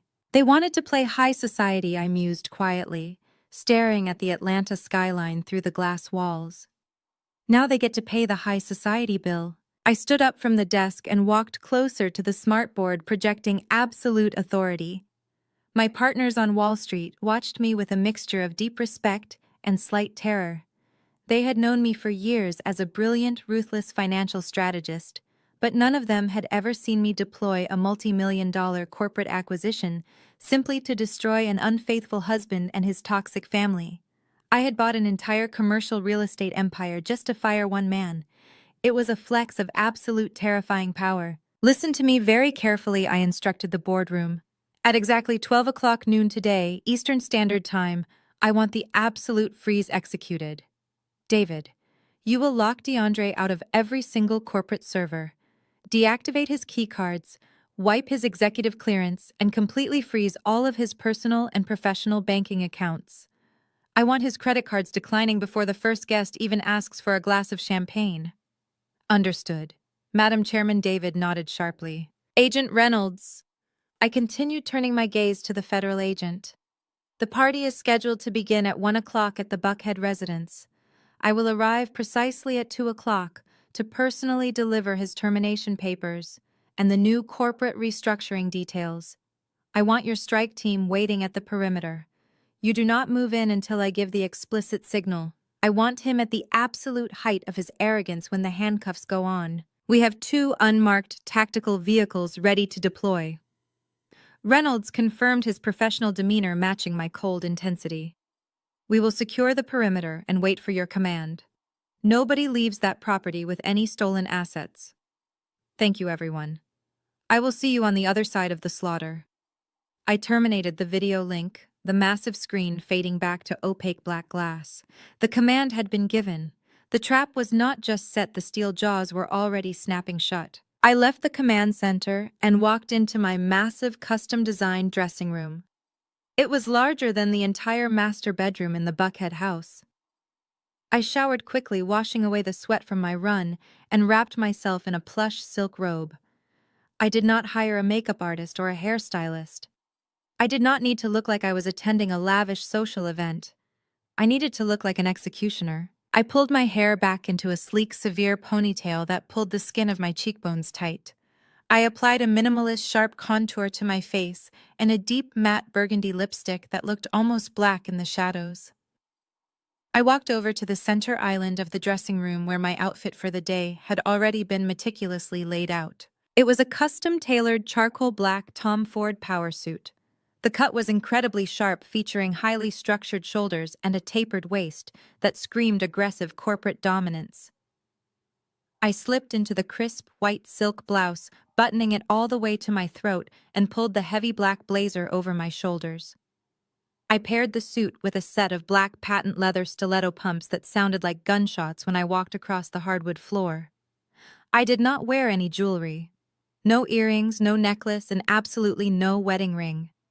I was entirely stripped of the docile, quiet wife persona DeAndre had forced upon me for 7 years. I picked up a thick black leather portfolio from my vanity. Inside were 3 distinct manila folders. The first folder contained DeAndre's immediate termination notice, signed by me as the new chairman of the board, alongside the federal audit detailing his $600,000 theft. The second folder contained the true verified deed to the Buckhead mansion, legally proving my absolute ownership of the property through my blind LLC, accompanied by a 15-minute immediate eviction notice. The third folder contained the bank foreclosure documents for Keisha's new condo and the repossession orders for Sasha's luxury car. Three perfect, devastating bombs loaded into a sleek leather casing. I checked my watch. It was 11:45. 15 minutes until David executed the total financial freeze. Down in Buckhead, Brenda was probably yelling at the caterers to arrange the caviar perfectly. Sasha was probably squeezing herself into an absurdly expensive designer maternity dress. DeAndre was probably standing in front of a mirror, admiring his stolen Italian suit, practicing his fake vice president acceptance speech. They were completely surrounded by their stolen wealth, celebrating the ultimate victory over a woman they thought was crying in a cheap motel room. I grabbed my dark sunglasses, slid them onto my face, and walked back to the private elevator. I stepped inside and hit the button for the underground parking garage. The descent was smooth and silent. I walked past my row of luxury vehicles and unlocked my matte black Mercedes Maybach. I tossed the leather portfolio onto the passenger seat and started the engine. The deep, guttural roar of the V12 engine echoed through the concrete garage. It was time to crash the party. It was time to show DeAndre exactly what a real provider and a real predator actually looked like. The drive from my downtown penthouse to the affluent suburbs of Buckhead took exactly 22 minutes. Traffic on Georgia State Route 400 was exceptionally light, allowing me to cruise in total silence. I kept the windows of the Maybach rolled up, the heavily tinted acoustic glass completely separating me from the humid Atlanta afternoon. As I turned onto the familiar oak-lined street of my estate, the sheer, staggering scale of DeAndre's financial suicide came into full view. He had actually hired a professional valet service. A massive line of luxury sedans, sports utility vehicles, and high-end sports cars stretched all the way down the block, parked bumper to bumper along the manicured lawns of my wealthy neighbors. Women in expensive silk dresses and men in linen suits were walking up the driveway carrying brightly wrapped gifts. I bypassed the valet stand entirely. I pulled my matte black Maybach directly onto the pristine grass near the edge of the property, completely ignoring the frantic waving arms of a young parking attendant. I cut the engine but did not step out, not yet. I picked up my phone and opened the live feed from my hidden security cameras to survey the backyard. The visual was almost comical in its extreme extravagance. The entire rear lawn had been transformed into a grotesque, over-the-top display of fake wealth. A massive, sweeping white canopy tent provided shade for over 200 guests. In the absolute center of the stone patio stood the ridiculous $5,000 ice sculpture, carved into the shape of a life-sized baby carriage, glittering sharply under the afternoon sun. Waiters wearing crisp white tuxedos and black bow ties circulated effortlessly through the crowd, balancing silver trays loaded with crystal flutes of imported champagne and expensive hors d'oeuvres. Through the screen, I spotted Brenda. She was holding court right next to the massive caviar bar. She was wearing an obnoxiously large, wide-brimmed sun hat and a floral dress that looked like it belonged in the VIP section of the Kentucky Derby.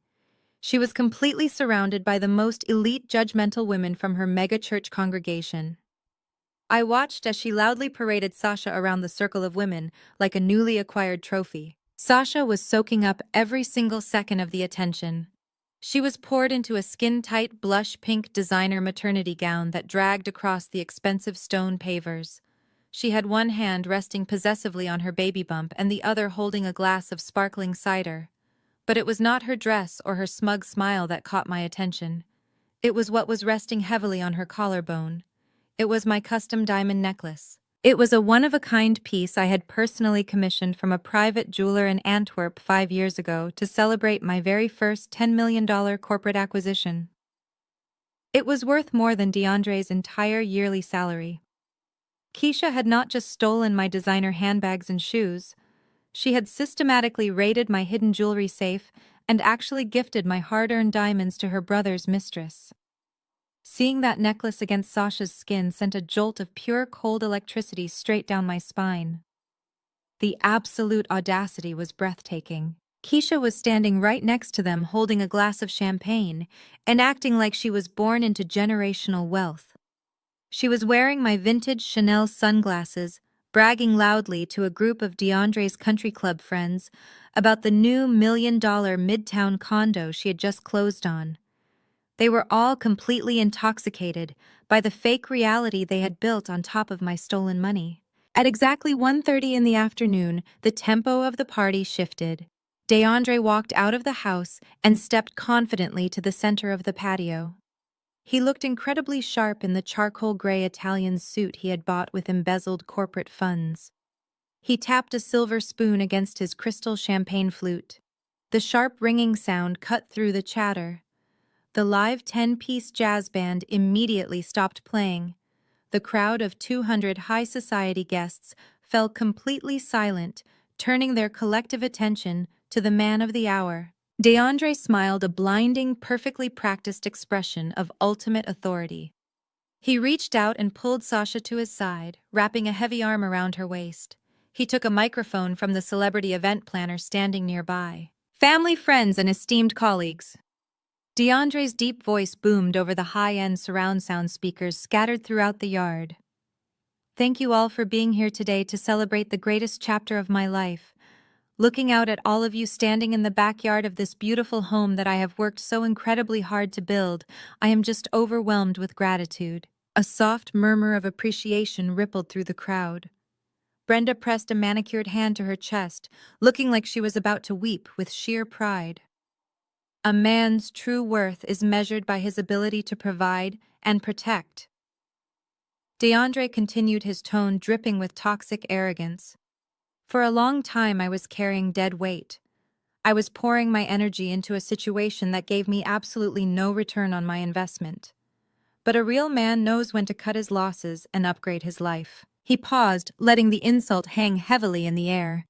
Several of his close friends chuckled knowingly.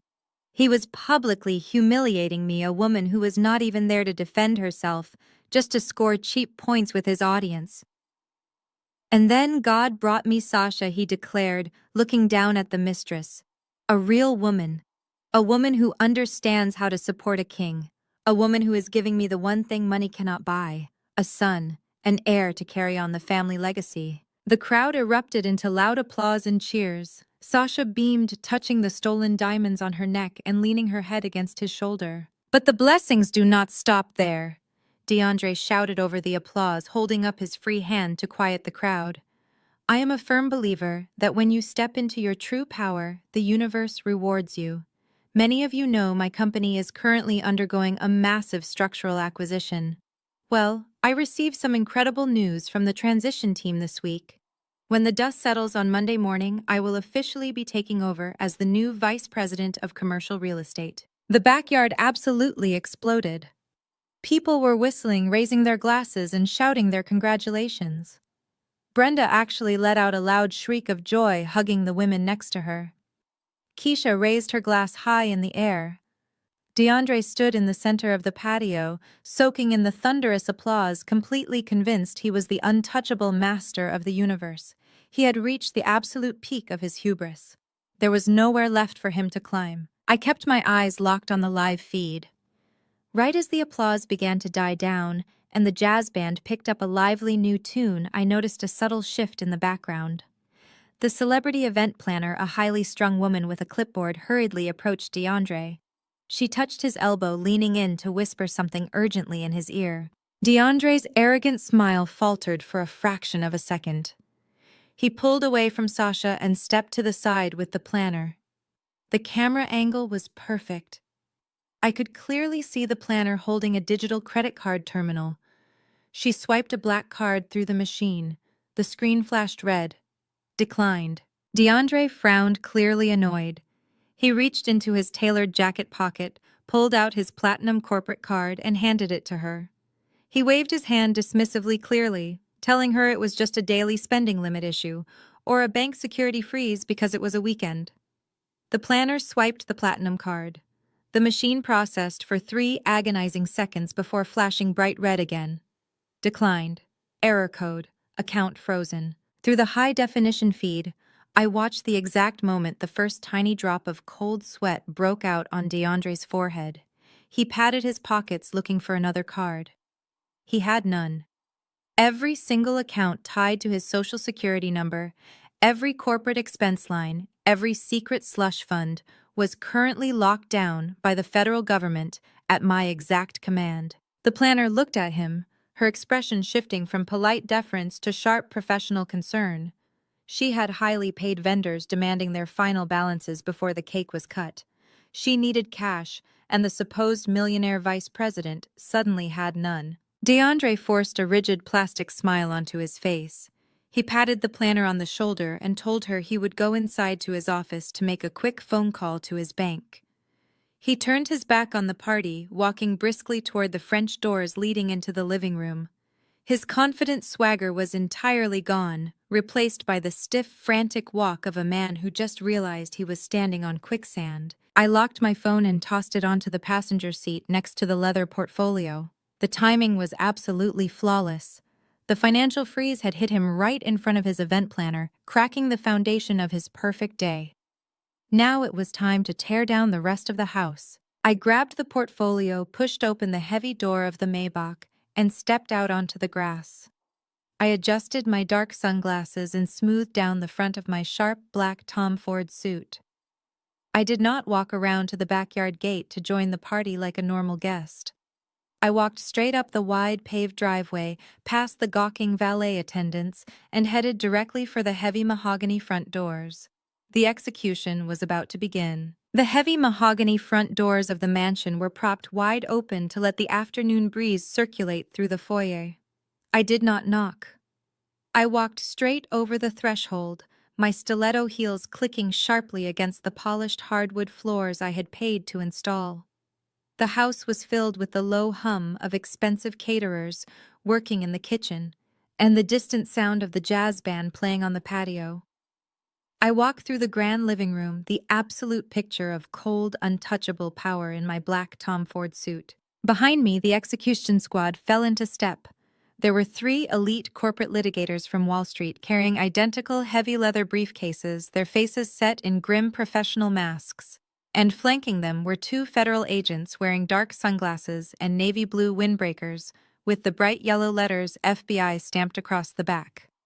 We moved as a single terrifying unit, a slow-moving storm front rolling straight through the center of DeAndre's fake billionaire paradise. We reached the open French doors that led out to the massive stone patio. The sheer volume of people in the backyard was staggering. High society women in sundresses and men smoking expensive cigars were mingling around the ridiculous ice sculpture. The caterers were still scrambling, whispering urgently to each other about the declined credit cards, while DeAndre was aggressively tapping his phone near the bar, his face flushed with panic. I stepped out onto the patio. The visual impact of my arrival was instantaneous. The 3 Wall Street lawyers fanned out slightly behind me, while the 2 federal agents took up positions on either side of the French doors, physically blocking the only major exit back into the house. A woman standing near the caviar bar noticed the FBI windbreakers first. She gasped, taking a sudden step back, her crystal flute clinking against the serving table. That sharp sound was enough to draw the attention of the people around her. Like a wave crashing across the yard, the conversation began to die down. Heads turned, eyes widened. The lead singer of the jazz band noticed the sudden shift in the crowd's energy. He looked over the microphone stand, saw the federal agent standing on the patio, and abruptly signaled the band to stop. The lively music cut out with a harsh, discordant scrape of the upright bass. Within 10 seconds, the backyard went from a booming, extravagant celebration to absolute deafening silence. 200 pairs of eyes were completely locked on me. I took off my dark sunglasses and slowly folded them, slipping them into the breast pocket of my blazer. I looked out over the sea of shocked faces, my gaze finally landing directly on DeAndre. He was standing by the temporary outdoor bar, completely frozen. His phone was still pressed halfway to his ear. The arrogant, victorious flush on his face drained away in an instant, replaced by a sickening ashen gray. He looked from my sharp, perfectly tailored suit to the corporate lawyers, and finally to the bright yellow letters on the FBI jackets. He knew exactly what was happening. He knew the financial freeze he had just experienced was not a bank error, but his ego, that massive, fragile structure he had built his entire life around, refused to accept reality in front of an audience. Keisha broke the silence first. She was standing near the ice sculpture wearing my vintage sunglasses, a look of pure, ugly panic twisting her face. She pointed a shaking finger at me. "Security!" she shrieked, her voice cracking loudly. "Security, get her out of here. She is trespassing. This is private property." Two large men wearing black polo shirts, hired as private security for the event, stepped forward hesitantly from the edge of the lawn. But before they could even take 2 steps, Agent Reynolds stepped off the patio and held up a federal badge. "Federal agents, stay exactly where you are," Reynolds commanded, his voice booming across the yard with an authority that completely eclipsed DeAndre's earlier speech. Nobody moves. Nobody leaves the premises. The security guards immediately backed away, raising their hands in surrender. A collective murmur of absolute terror rippled through the elite guests.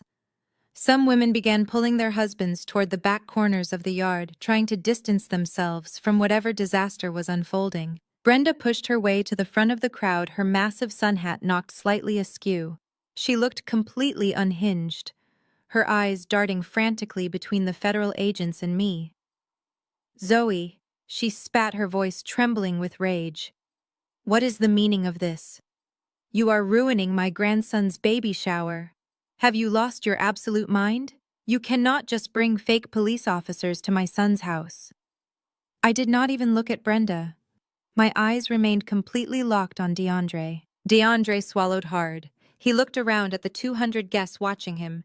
He saw the wealthy church members judging the situation. He saw his country club friends whispering to each other. He realized he was losing control of his narrative on the biggest stage of his life. Desperation forced him into a corner, and like a cornered animal, he attacked. He grabbed the microphone from the microphone stand nearby. He gripped it so tightly his knuckles turned white. "Turn the music back on," DeAndre commanded into the mic, though his voice lacked its usual booming confidence. It sounded thin and reedy. "I apologize for the interruption, everyone. It seems my bitter ex-wife has decided to pull a pathetic stunt because she could not handle being replaced." He forced a harsh, ugly laugh, trying to rally the crowd to his side.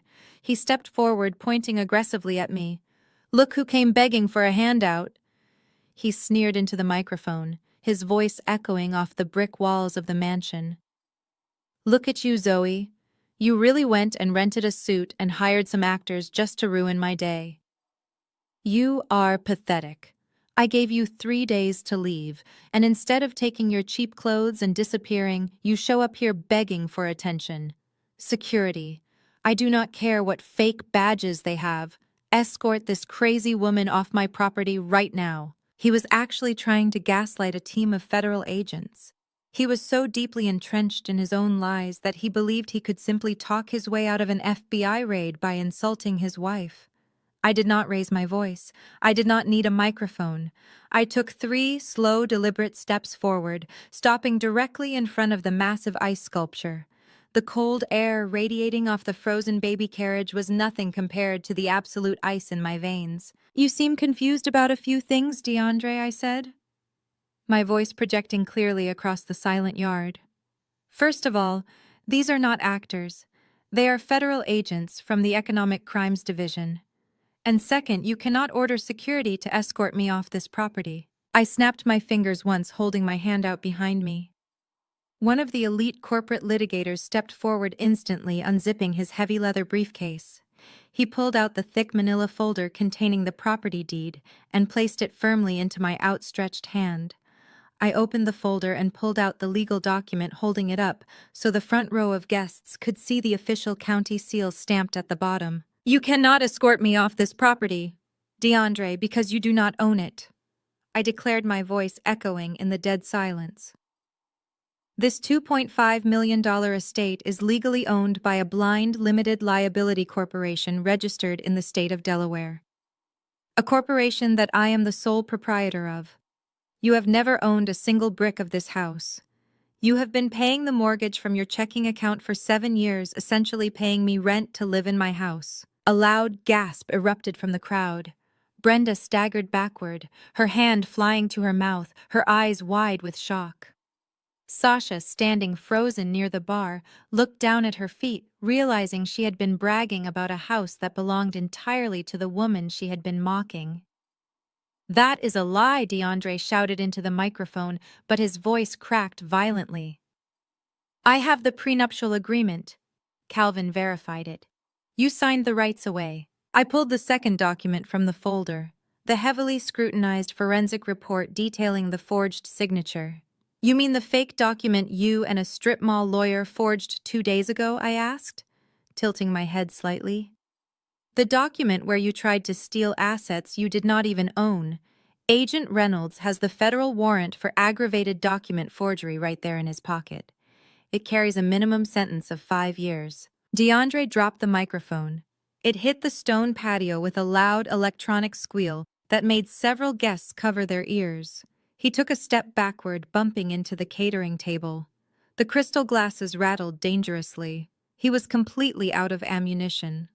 His entire identity, the rich, powerful provider, the king of the castle, was actively disintegrating in front of his entire social circle. But I was not finished. The property deed and the forgery were just the appetizers. I handed the deed back to the lawyer and pulled out the thickest folder from the leather portfolio. The corporate audit. The absolute kill shot. "And as for your little announcement earlier, DeAndre," I continued, my voice dropping an octave, becoming cold, sharp, and terrifyingly precise. "I heard you tell your guests that you were being promoted to vice president by the new ownership group on Monday.